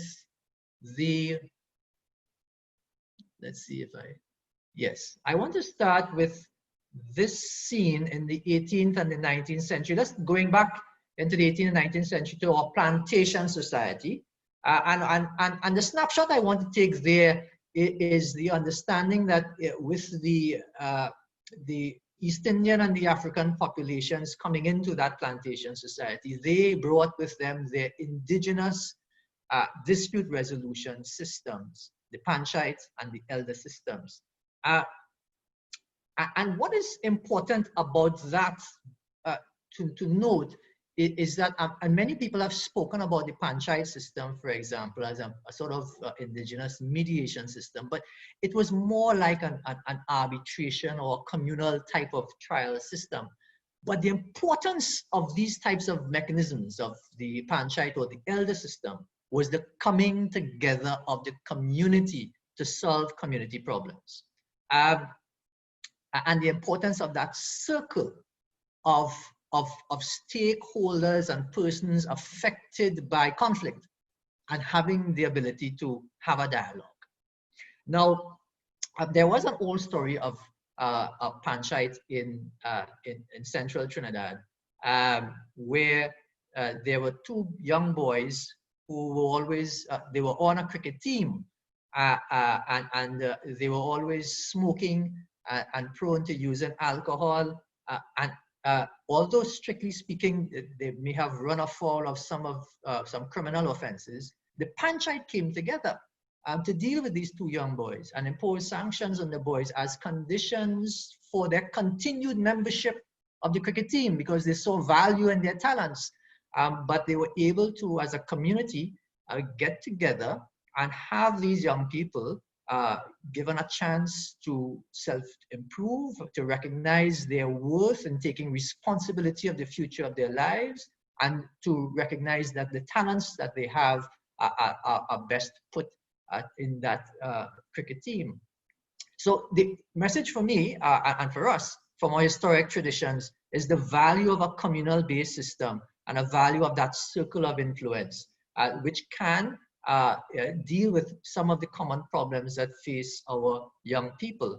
And if we deal with it humanely, with a sharp focus on progressive and restorative outcomes, these conflicts that face young people and our society will redound to the better development of a peaceful society. Now, of course, back in those days, children were seen more as productive units. And in fact, in the plantocracy, there are no rights of the child. So let's fast forward now into the 20th century. And let me introduce to you a little snapshot of an important building block in our past. Mommy, mommy, I want to go back to school. Mommy, mommy, staying home ain't too cool. I want you to understand, I need an education. I want to learn to be fun, to be a Calypsonian. But what I really, really love the best, I want to be in school in time for recess. Yeah, I don't know, Anne, you could remember the year of that song. I don't know whether you won the Dimashkar or that, I doubt, but it was an important year. It was that UNESCO declared 1979 the International Year of the Child. This Calypso came out around that time. And was it 79 or was it 80? I am too young, sir, to answer that question. but from the 1980s. 79 though. I think so. I think so. But it ushered in, and then from the 1980s, UNESCO and United Nations started to begin its focus on children, leading up to the United Nations Charter of Rights of the Child in 1989. And that was an important charter which recognized the dignity and worth of children, that childhood is entitled to special care and assistance. And I remember referring to that charter in some cases in the High Court. And there was a famous case of BS and the Attorney General dealing with a child offender, youth offender in the criminal system, and whether he should be placed in the adult jail or in a community residence, which is more appropriate for children. And we had to discuss this whole question of the worldview, which is that all our administrations and all the interactions of institutions to children must have at its heart the best interest of the child principle. And I think that concept of the best interest of the child resonates with any peer resolution program or peer mediation program, because it's important for young people to develop an environment of an atmosphere of happiness, love, and understanding, and brought up in the spirit of peace, dignity, tolerance, freedom, equality, and solidarity. And that's the tenets of the United Nations Charter. And that was the movement of the 1980s, with the best interest of the child principle, which we are now slowly in the 21st century understanding its importance. And I think it's important for us to understand in our peer mediation programs. So with a global view of the dignity of children and young adults, and with the rights of being nurtured in a positive environment, we can see the importance now of creating conditions of perhaps mental conditioning of young adults towards the appreciation of the importance of peace, leading to the peaceful and calm and mature resolution of conflict. So let's fast forward again to the 1990s. to the enactment of the Community Mediation Act, which Beverly is very versed with in 1998. And the important cornerstone of this movement was the development of community mediation centers to deal with conflicts in the community, which were largely family conflicts. And the second important aspect of this was that it also dealt with minor criminal offenses. So it was our first experiment in restorative justice practices. So even though peer mediation was not yet on our lips at that time, the focus was on the healing of families and communities. And importantly, the role of mediation impacting young children in community became an urgent concern in that period. We jump ahead to the 21st century. And with the Mediation Act being in 2004, and of course the mediation boards work from 2009 onwards. In the early part of the 21st century, we saw the development and the introduction of the family court by the judiciary, which really was one of the reasons why the Mediation Act came into being in 2004. Again, it was a focus on families in conflict. And the Mediation Act, though largely brought in to regulate the mediation profession, was primarily looking at certifying family mediators for the family mediation, for the family court. And the significance of this movement for the peer mediation movement was that even though not yet a main focus, the fact that family mediation now became center of our attention in the judicial system, it demonstrates the need to train, develop, and nurture the young mediator right in the midst of families and conflict. I recall a story of one mediator who came to us to be certified when I was on the board, and she told this very touching story. When she was a child, her parents were going through a conflict. They wanted to have a divorce, and it was like a classic shuttle diplomacy. The young girl took one parent into the bedroom and chatted with her and told the mom how she felt about this. Then she took the father into another room and they had a conversation, and then she brought them together and she saved the marriage. And that was an instinctive response of the child, but it demonstrates the importance of exposing to our young charges the ability to have that type of mature, peaceful dialogue, and they can be part of the solution for families in crisis. And it was in that tenure at the mediation board, and Beverly was an instrumental part in spearheading the peer mediation movement at the Ministry of Community Development. At the board, we encouraged art competitions, as you see in this slide, mediation debates for young people, and peer mediation programs began to take off. And there were many persons applying to the board to be certified as peer mediation, to have their peer mediation training programs certified. I have to end the campaign with the mediation board with this picture here on your screen, which was a conference we had for young people, 200 young people. It was under the theme of creating young ambassadors for mediation.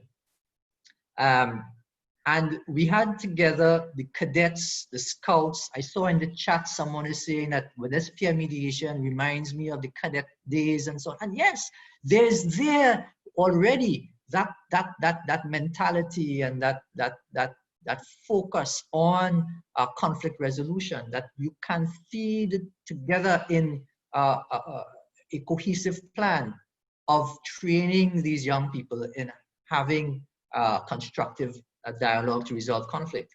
So it was the cadets, the scouts, the Girl Guides, the Red Cross, young people coming together. And I want to highlight what they said, and we asked them, what message do you have for us as adults? What would you like to see in our society? And this is what they were saying. Stop creating education systems that create conflict. They would like to see the end of conflicts in parliament. Well, a very important message now. Yes, listen to understand than hearing to respond was some of the messages. They wanted more youth clubs, more prayers. They wanted a bigger voice for youth. Another very important message for us now. One of the messages here, leaders need to stop bickering and we need more peace. So I want to end our quick glance at the past with this last scene in the movie, so to speak, of the past, leaving you with this cliffhanger of young people coming together, recognizing that we need more peace. Is there a case for a national agenda for peace? And if so, what's the role of our young people in it? And very quickly, in the 2020 Global Peace Index, Trinidad and Tobago ranks 88 out of 163, 163 being the worst peaceful place. Number 1 is Iceland, being most peaceful. So we're somewhere in the middle. But that report also demonstrates the economic impact of non-peaceful countries. In the global economy, the economic impact is $14.5 trillion. And if you look at our national budget, the amount of money we spend on crime, think of the reallocation of resources if we had a more peaceful society. So systematically, as a society, we need to start to rethink how do we get our society back on a peaceful footing, and how can the young people help us to get there. The Hague Agenda for Peace and Justice in the 21st century had actually highlighted the need to promote a culture of peace, to educate for peace and human rights, to promote gender justice, to promote, protect, and respect children and youth. So peer mediation programs comes now in that context, in that global view, to fulfill this purpose of developing, in my view, these young peace ambassadors and an appreciation in our young people of the fundamentals of peacemaking. Just a final snapshot in the past. In 2014, we held a peace summit in Tobago as the mediation board, a gathering of 200 people again, and they were youth representatives. And there was a declaration that the formal declaration is that peace begins with me, that peace is necessary for our nation's well-being, that we need to create the legitimacy and the political will for the implementation of a peace plan in a national peace policy for Trinidad and Tobago. And I think critical in that peace plan is the introduction and the implementation in all our schools of these peer mediation programs. And Beverly's work needs the support, and it has to be instituted in every level of our teaching institutions. And so not only have we advocated things such as peace cities, I want to advocate too that we look at peace schools, and that schools look at themselves as these hubs for developing and creating that mentality of dialogue, peaceful resolution of conflict. And so I leave you with this hashtag Peace Project School that you can implement, which will include educating everyone in your schools, students, staff, on mediation and conflict resolution, establishing mediation units in your schools to become a hub in your community, developing work centers for troubled youth, anti-bullying campaigns, artwork, museums for peace can be developed by young people, conducting mediation fairs and the like. I have one final aspect on the peer mediation program, and I saw it in the chat about how do you regulate the peer mediation? What should be our standards? And that was something that concerned us at the mediation board for some time. And it's important for us, and Beverly, as she continues on her work, to start thinking about what should be our standards. What should be the standard qualities of a peer mediator? What should be the standard qualities of a peer mediation training program? What should be the code of ethics, for example, for peer mediators? What should be the standard amount of hours and places to conduct these mediations? and the like. I can share with you all, the organizers, later on with some of my thoughts. I have it in my script. The time will not permit me to read out all of it in terms of type of standards that we may want to look at. And in fact, what issues could be subject to peer mediation and what issues should not be subject to peer mediation. So things such as sexual abuse and major crimes and so on. Is there room for mediation, peer mediation there, or are they taboo subjects? Or do we need to really tool our young people to deal with those hard topics as well, victim offender mediation and the like? I want to end my presentation with a few minutes of a video presentation, and if you don't mind. And I think when we chatted, one question that came was what's happening in the judiciary with the peer resolution program.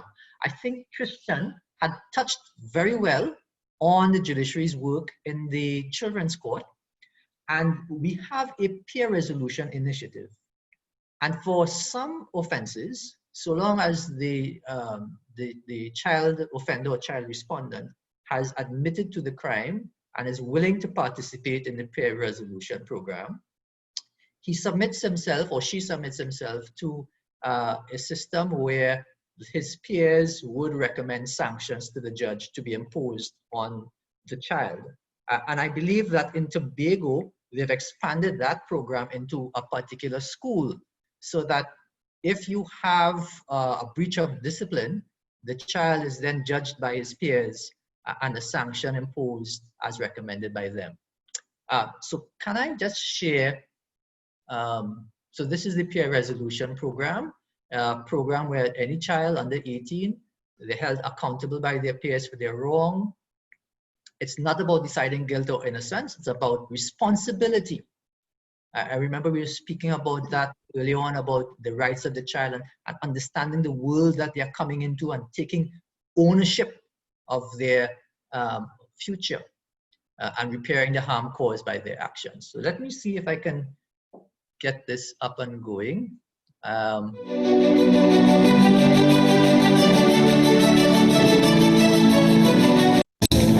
Number CAPR30 of 2016, the case of Jewel Hans concerning the larceny of a bracelet.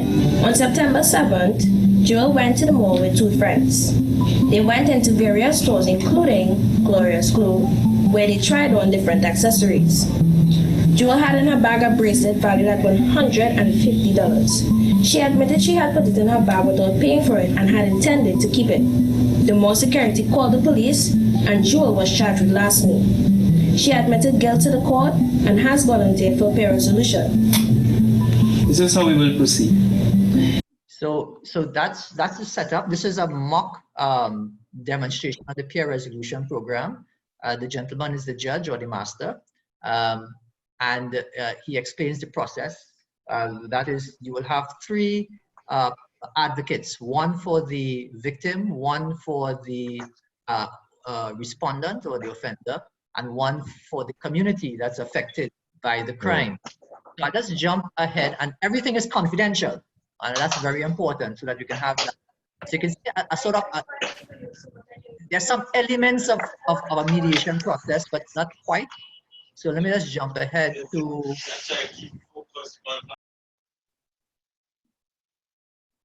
yes. Still in the bracelet, may seem like a small thing, but it all adds up.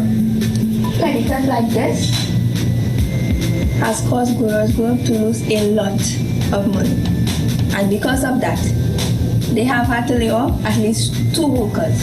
When people steal from small businesses in our community, this makes those businesses want to shut down and go elsewhere. When this happens, there are less places to hire young people who are looking for their first job. This affects the entire community. Jewel went to the mall with some of her friends and did something very stupid. This is the first time she ever did anything like this. Basically, Jewel helps her grandmother at home and even carries her little brother to football. The counselor in her area said she plans and organizes a lot of activities for the children in the area, and they actually really like her. I really want you to think about these things. Joel, we want you to know that we are not here to judge you. We are here to help you. Can you tell us in your own words what happened? I went to the mall with my friend and them. We was going in all the stores, trying on clothes and things. My friend Sandra had money and she buy her sandals. My next friend buy a nice stuff in Nicholas. And I was feeling at home. So when we went in Gloria's club, I take a bracelet and I put it in my bag. And when we was walking out, the alarm went off. They take all of us in the office and asked us to empty our bags. The security lady was nice, but she said she had to call the police. The police come and take us down to the station.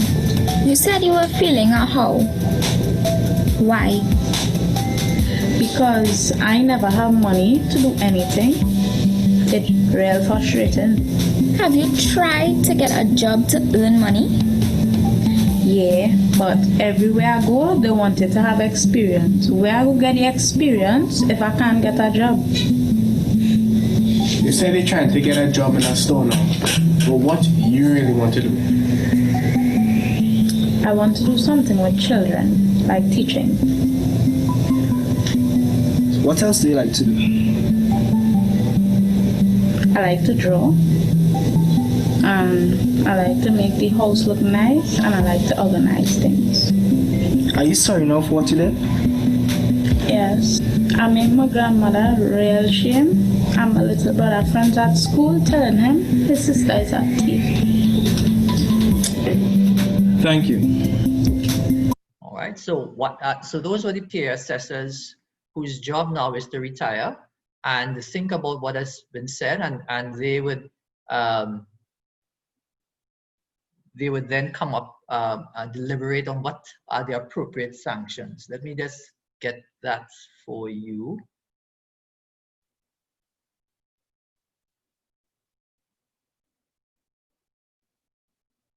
So this is a sneak peek into their room. The advocate said that she is creative and organized. And she says that she likes to do things for children. What about the owner? How can she make up for what she did to him? She likes art, right? Yeah. So how about letting her do a flyer for him? That way, she can help promote the business. So those are some of the things that they're thinking about, and here is the actual sanction. Let me see if it's here.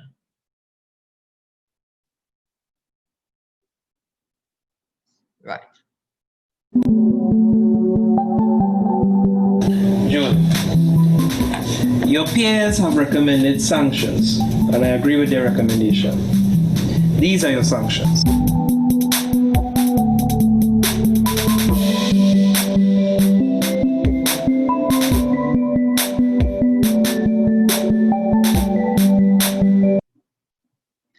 Oops. So yes, so you can download those videos from the judiciary's website. It gives you a sort of example of how the peer resolution system works. You can see some elements of mediation, but it's not a mediation.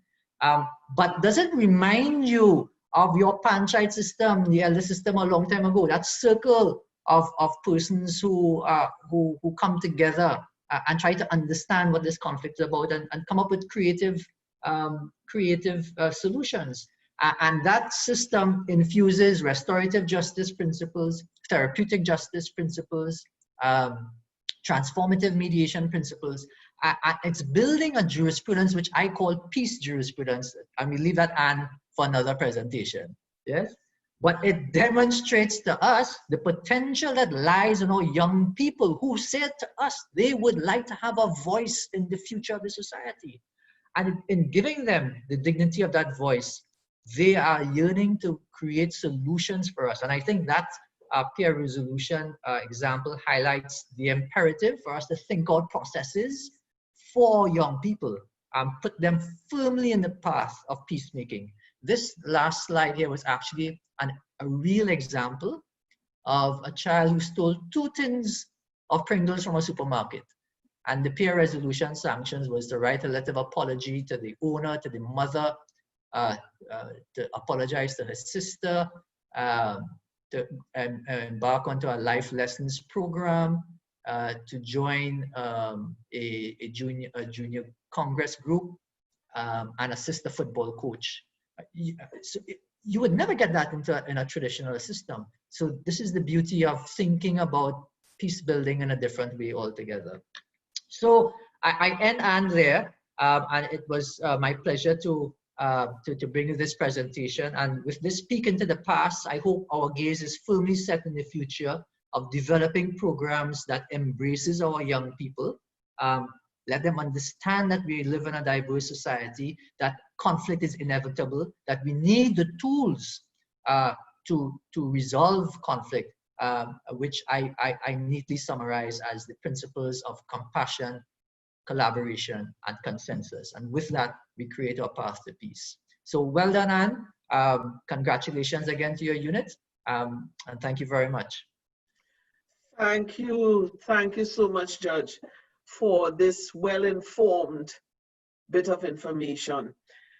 Russell Mason, he confirmed that the Calypso was in 1979, right? So there you go. Very nice. You know, you were speaking there and something just came across. A lot of people, they do not understand the intangible cost of conflict. When you were quoting those figures, we don't realize that there is an intangible, it's intangible, they may not see it, but it escalates and the cost of it is high. Mm-hmm. And we should really look at areas to help us reduce that kind of cost. And honestly, I can see peer mediation working if we continue pushing it in the school system, so that a lot of things, it could repair families, it could help students take a different course of action. It could, so many things that can be done. So for all of you out there who are actually working with peer mediation for Beverly and all those, you know, that are pushing it, we want to say thank you, continue the good work that you're doing. So that now is a time for Q&A, and we have quite a few questions that have come up. Some for you, Judge, some for you, Beverly, some for you for the other students that presented. So great presentations all, and I want to say thank you for participating, and for all of you who chose to come in and spend this time with us. We want to extend our sincere thanks to everyone that came in. We want to thank the Chief Justice of Barbados. We want to thank all of our colleagues from the islands, those who came in from Grenada, those who came from Antigua, St. Lucia. All of you, we want to say thank you for logging on. All Trinidadian and Tobagonian companies that joined us today, we say thank you. For all our students, we say thank you. All our presenters, we say thank you, because this is a very vital part of what we are doing. So let's go to the question and answer segment. Judge, I would put this one for you because you spoke about different aspects in terms of politics. So I want to ask you this question. A question came up: how does political socialization and assertiveness training help in generating conflict among young people, as well as resolve it? So I'm putting that question for you. It is, you know, the more we speak to young people, the more we learn from them these days, and how more advanced they are than when we were a long time ago, because they have access to so much information. So the question of politics, which was something that I would have run away from the room and growing up when my parents were talking, that's something that engages young people. And we learned that in the conference we had for the youth, the young ambassadors and mediators, how politically sensitive they are. And they see it impacting on their lives. So I think there's a role for us. We do talk about social sciences in our school. I don't know what the curriculum is now, but there is a role for exposing children to the dialogue of politics and a new politics, because I think there's a conversation that's taking place now. We're seeing a lot of leaders of political organization now going off into the sunset, leaving a space, maybe a vacuum, for young and new leadership. Are they properly equipped? Do they have the language of peacemaking, or is it the language of the antagonistic adversarial system that they see play out from the older heads? So I think now is a valuable opportunity for us to embed in our young people that new politics, so to speak, and you'll see the rewards maybe 15 years from now. Yeah, thank you. By the way, someone asked Judge for the website for the videos that you were. Yes. If you could probably post the website. Yes, I'll put it into the chat. Okay, thank you. So there's another question, and this question is for any of the panelists who would like to respond to it. Is peer mediation targeting a particular age group, or is it extended to, can it be extended to primary schools as well? Is it targeting a particular age group? Anybody would like to address that? I would like to take a shot at it. At Community Mediation, we actually have programs at both primary and secondary school levels. We have an element of our student training, which is executed before, for instance, which is tailored toward, we have 2 pre-tests and 2 post-tests in terms of looking at the development of the competencies.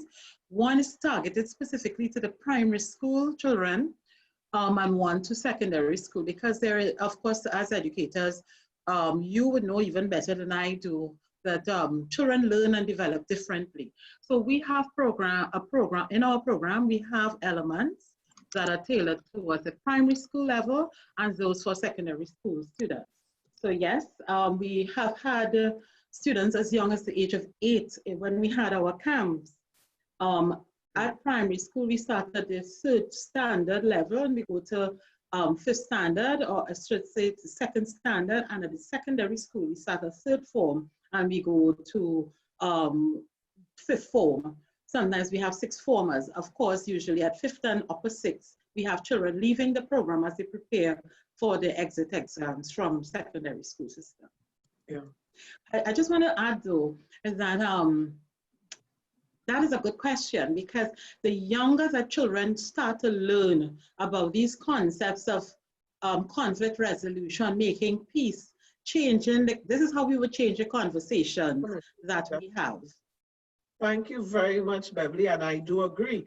One of the things that I am actually thinking about is we start conflict resolution for children, as teaching them how to resolve conflict as early as from age 5, and that being a part of the whole system, because if we give them these tools so that they can utilize these systems and the tools within their school ages, then they'll be able to manage as they grow up and deal with the concept of bullying and deal with the concept, all the other various conflicts. They would have some tools to work with. And it should be something that we should really think of adding to the curriculum in the school system. Thank you very much. So there's another question. Anybody else want to respond to that, or we can move on? Okay, there's another question that came up. Common types of peer mediation in schools, the total school approach. Is this where HFLE subjects can be in the classroom setting at least once a week? There are the HFLE subjects that are in schools, and they want to know if peer mediation can be one of those. Who would like to try to address this?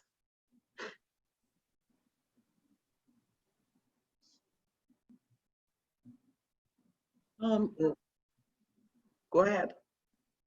From our perspective of community mediation, one thing we found is that the more time we have to address these issues at school, is the better the competence that the children build, the more opportunity for them to practice. So yes, it would be quite useful if peer mediation is included as part of the HFLE programming in schools, because a challenge we've had, as I would have articulated in my presentation, would be the competition, and I don't know if competition is the right word, but that very often, or critically, teaching and learning of the school curriculum is critical to the school, and that takes precedence over the peer mediation. But if peer mediation is structured into the curriculum, then it will be quite useful. Excellent. And I see Teresa is making a comment. She says that conflict resolution and problem solving is part of the HFLE curriculum, but there's always need for support and expansion. And that would speak to what you are actually saying there, because if they can push it to expand it to that, resolving those conflicts and using an approach that could actually help, who knows what could happen there. So thank you for that information, Teresa, and thank you for that response, Mrs. Emmanuel. Another question, and this one was to go to Onika. What are your views or experiences of students? I'm not sure. I think Donna Samuel raised that question. So Donna, could you open your mic and explain to her what it is you would like to get from this? Donna, are you still there?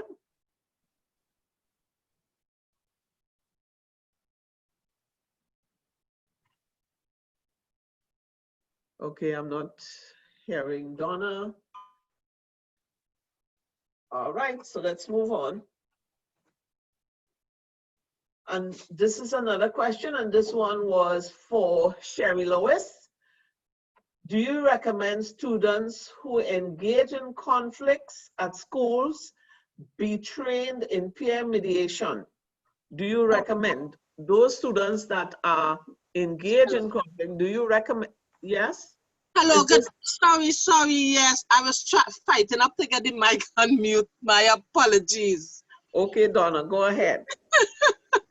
All right, what I wanted to find out is students who may be experiencing challenges in the home. You know, sometimes we have this anger issue, and they would then now come to school and display some of these behaviors, right? So I just wanted to find out, as Onika shared about the conflicts at school, how can this play out in terms of the school environment, based on the example that she gave with the other area of the peer pressure. Okay, okay. Onika, would you like to address that, please? Sure, I will. Thank you very much for the question, Donna. And it's a very good question. And as Dr. Bellagio said, when he was speaking, he spoke about conflict not only being present within the school system, but in other spaces like within the community, and the need to do mediation at all levels in the society to address the concerns that we are seeing as far as conflict being present. We do have situations where school-age children, and that's why we termed it school-age children as opposed to just saying in the schools, because school-age means you can be of school-age and the behaviors are happening in other spaces you're involved in, like in one of my colleagues spoke about in police youth groups, in other community groups and sporting groups. We can have conflict situations arising in all of those spaces. And we do have situations where persons who are exposed to different types of behaviors, different types of activities, they may have different experiences, some of them even being socialized into negative conflict behavior. So for example, I think we all have heard of parents who will tell their children, don't take any lash from anybody. So when you go to school, if somebody do you something, hit them back, right? So children are also socialized into these types of behaviors. And then they will bring it into the school environment because that is what they have learned. It's learned behavior. And again, it feeds right into the need for us to teach young persons and to teach school-age children to adequately deal with their own concerns. You mentioned anger, and to develop the skills and the acumen to resolve conflict peacefully and in the best manner possible for everyone involved.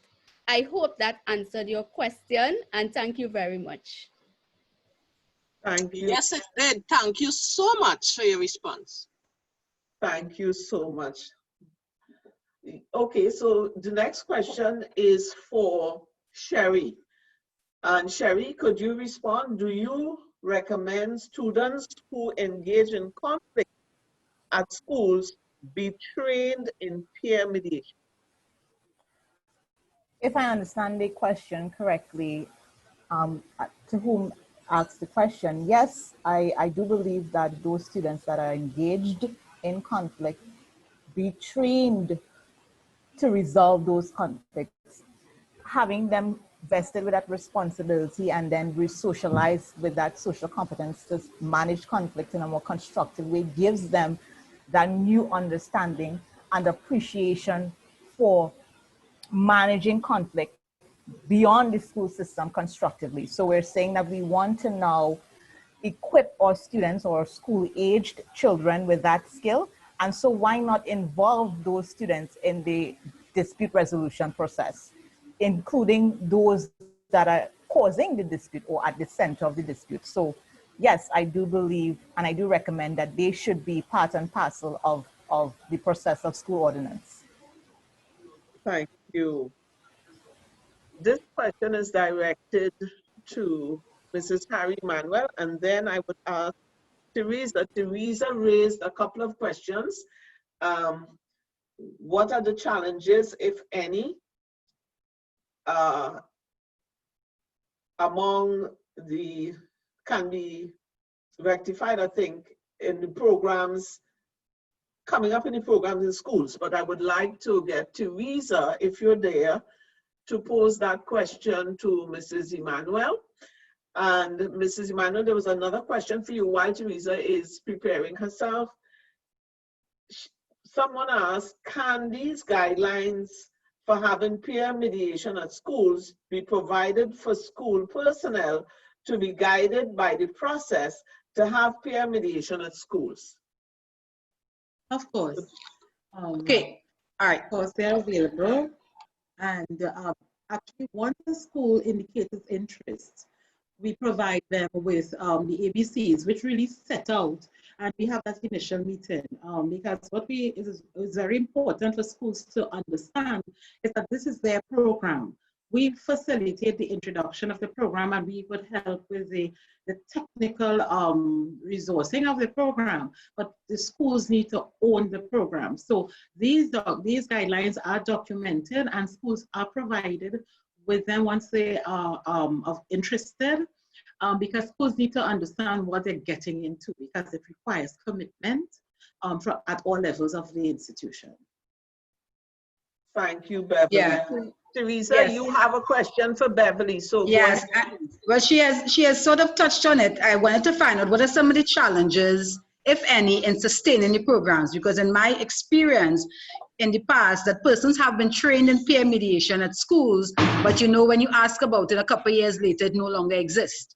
So what are some of the challenges and what can be put in place to help sustain those programs going forward? Well, thank you for the question, Teresa. Several things. We engage in retraining at schools so that the whole process that we've put in place with the school and institution-centered approach allows for sustainability. At community mediation, we assign officers as liaisons. So each school has a liaison who is the contact with that school who would look at the additional training needs of that school. For instance, we have schools that would have articulated at the beginning of the year that a number of their mediators would be leaving because they're preparing for exams to exit the school. And therefore, we start to look at other students who could be trained and brought into the system. So that the liaison officer approach helps. Each school has also, our process requires that each school assigns a coordinator within the school. So in addition to training the staff of the school and sensitizing them to the benefits of the program, the coordinator at the school also works with the division to ensure that the program has life. But critical to all of this are the policymakers. Because when policies change, we are invited into schools. When administrators of schools change, sometimes the new administrator is not in favor of the program. Sometimes there might be resources used in the schools so that they're not able to sustain the program in the schools. So that a very holistic, I think if we can have a more integrative approach between, for instance, the Ministry of Education, our ministry and any other critical stakeholder, your program at the program at the University of the West Indies, this Mediation Units programs. Maybe all these critical stakeholders need to come in and agree that this is an integral part of the school curriculum and it must be sustained. And I think this is where it has to begin at the policy level. Totally agree with your, especially your last point, totally agree. Yes. Thank you so much, Beverly. Now Could I just add one thing there? Sure. Anne, I agree with everything Beverly said, and sustainability is very important. She had mentioned the question of the administrators. So the personnel, for example, tutor and the PTA, those are two important groups that we really need to swing into this new culture.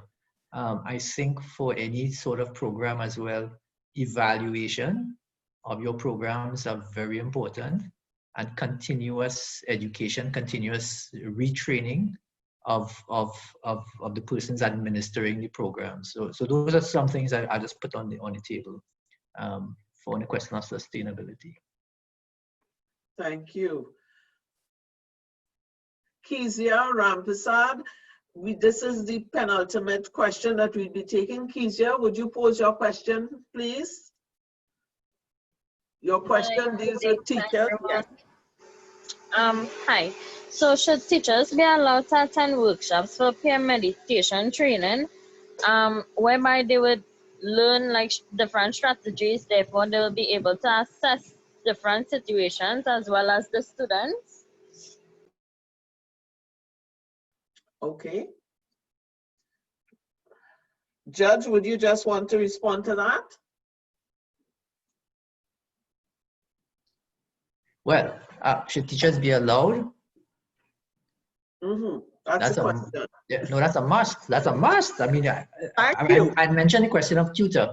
And Beverly mentioned that when you have administrators come, you would have a principal who might be averse to this whole concept of peer mediation. It's the same, any sort of profession in which mediation is applicable. In the engineer field, the legal profession, professionals themselves must see the relevance of mediation in their practice. So I agree with this, that school teachers, they must, and again, the Ministry of Education has to buy into this, and Beverly could weigh in on it, giving them some time to be trained in conflict resolution, one, so that they manage their own conflict as teachers and administrators, and secondly, peer mediation, how to administer mediation first. So it'll be a significant amount of time. I don't know how they'll have to work some way in which they'll fit that in their curriculum. Beverly, I don't know, Beverly could weigh in. She probably has a finger on the pulse on that. Well, actually, a component of our school-centered approach is the training of teachers. We sensitize the entire school population, including the staff, teachers and auxiliary staff, clerical staff, everybody involved in the school. But we also engage teachers in training to administer the program, to build skills to assess their peer mediations.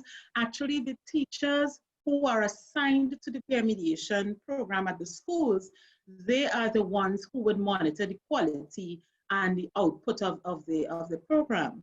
But again, it all comes right back to policy, because they are allowed to do these things in as much as they are allowed to do them by the administrators of the school at the point in time. But we are also engaged in schools. Once we are in a school, the benefit of mediation in general is very often seen by the school. So we are engaged in other aspects of teacher training. On the staff development day, we are very often called in to do programs with the teachers of the school, so that the engagement and the learning continues there. I have to also commend Tutor. Now, I know Tutor recently had elections. In the past, and even their current president has engaged us. We have been engaged by Tutor. We've been invited to come in and make presentations to Tutor. And on each instance, we were given the assurance, regardless of who was the president at the point, that Tutor will encourage their staff, their members, to participate and encourage peer mediation in the schools. So the buy-in is there from teachers in general, I believe, even though you may have some teachers who would be a little apprehensive because of workload issues and things like that. But it has to be a policy driven from the policy makers. Thank you.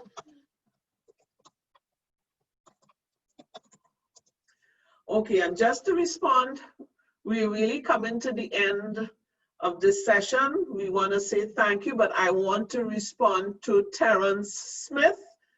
I just sent you a private note in the chat, so that is something that could be looked at. But as Beverly is saying, everything has to do with a policy. So just look at it, and then you would send us some information. Thank you very, very much. I want to say thank you to all our presenters. I want to say thank you also. Let me just run down the list quickly. Thanks to Dr. Talia Esnard, the head of Behavioral Sciences, for allowing this presentation today, for supporting it. And as she said before, we are going to have several other of these Zoom sessions. So we want to just say thank you, not just with mediation, but with other units of the Behavioral Sciences Department. So look out for those. They will be coming up, and we would be sending you communication to follow up in the event that you're interested in anything else that we have to offer. Surely, we ask you to register so that we can get some information, so we can have your communication. In the event that we're running some more, we can certainly communicate with you. We want to say thank you extremely to Dr. Wendell Wallace for his testimonial. We want to say thank you for Dr. Kehinde Bolaji from the UN. We thank you for being a support system for us. We thank you, and certainly we will want to work together with you in the future, because we see that you have a heart for this.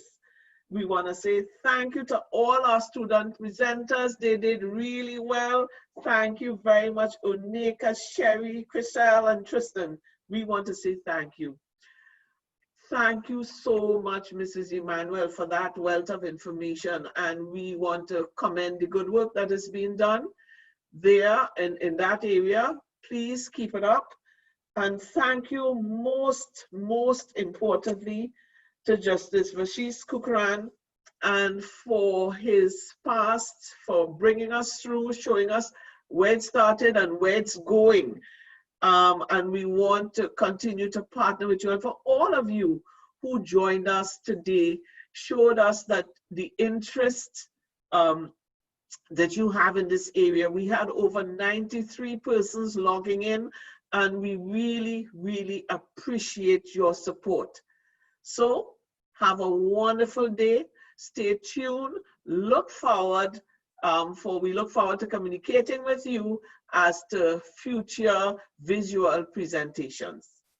Have a great day.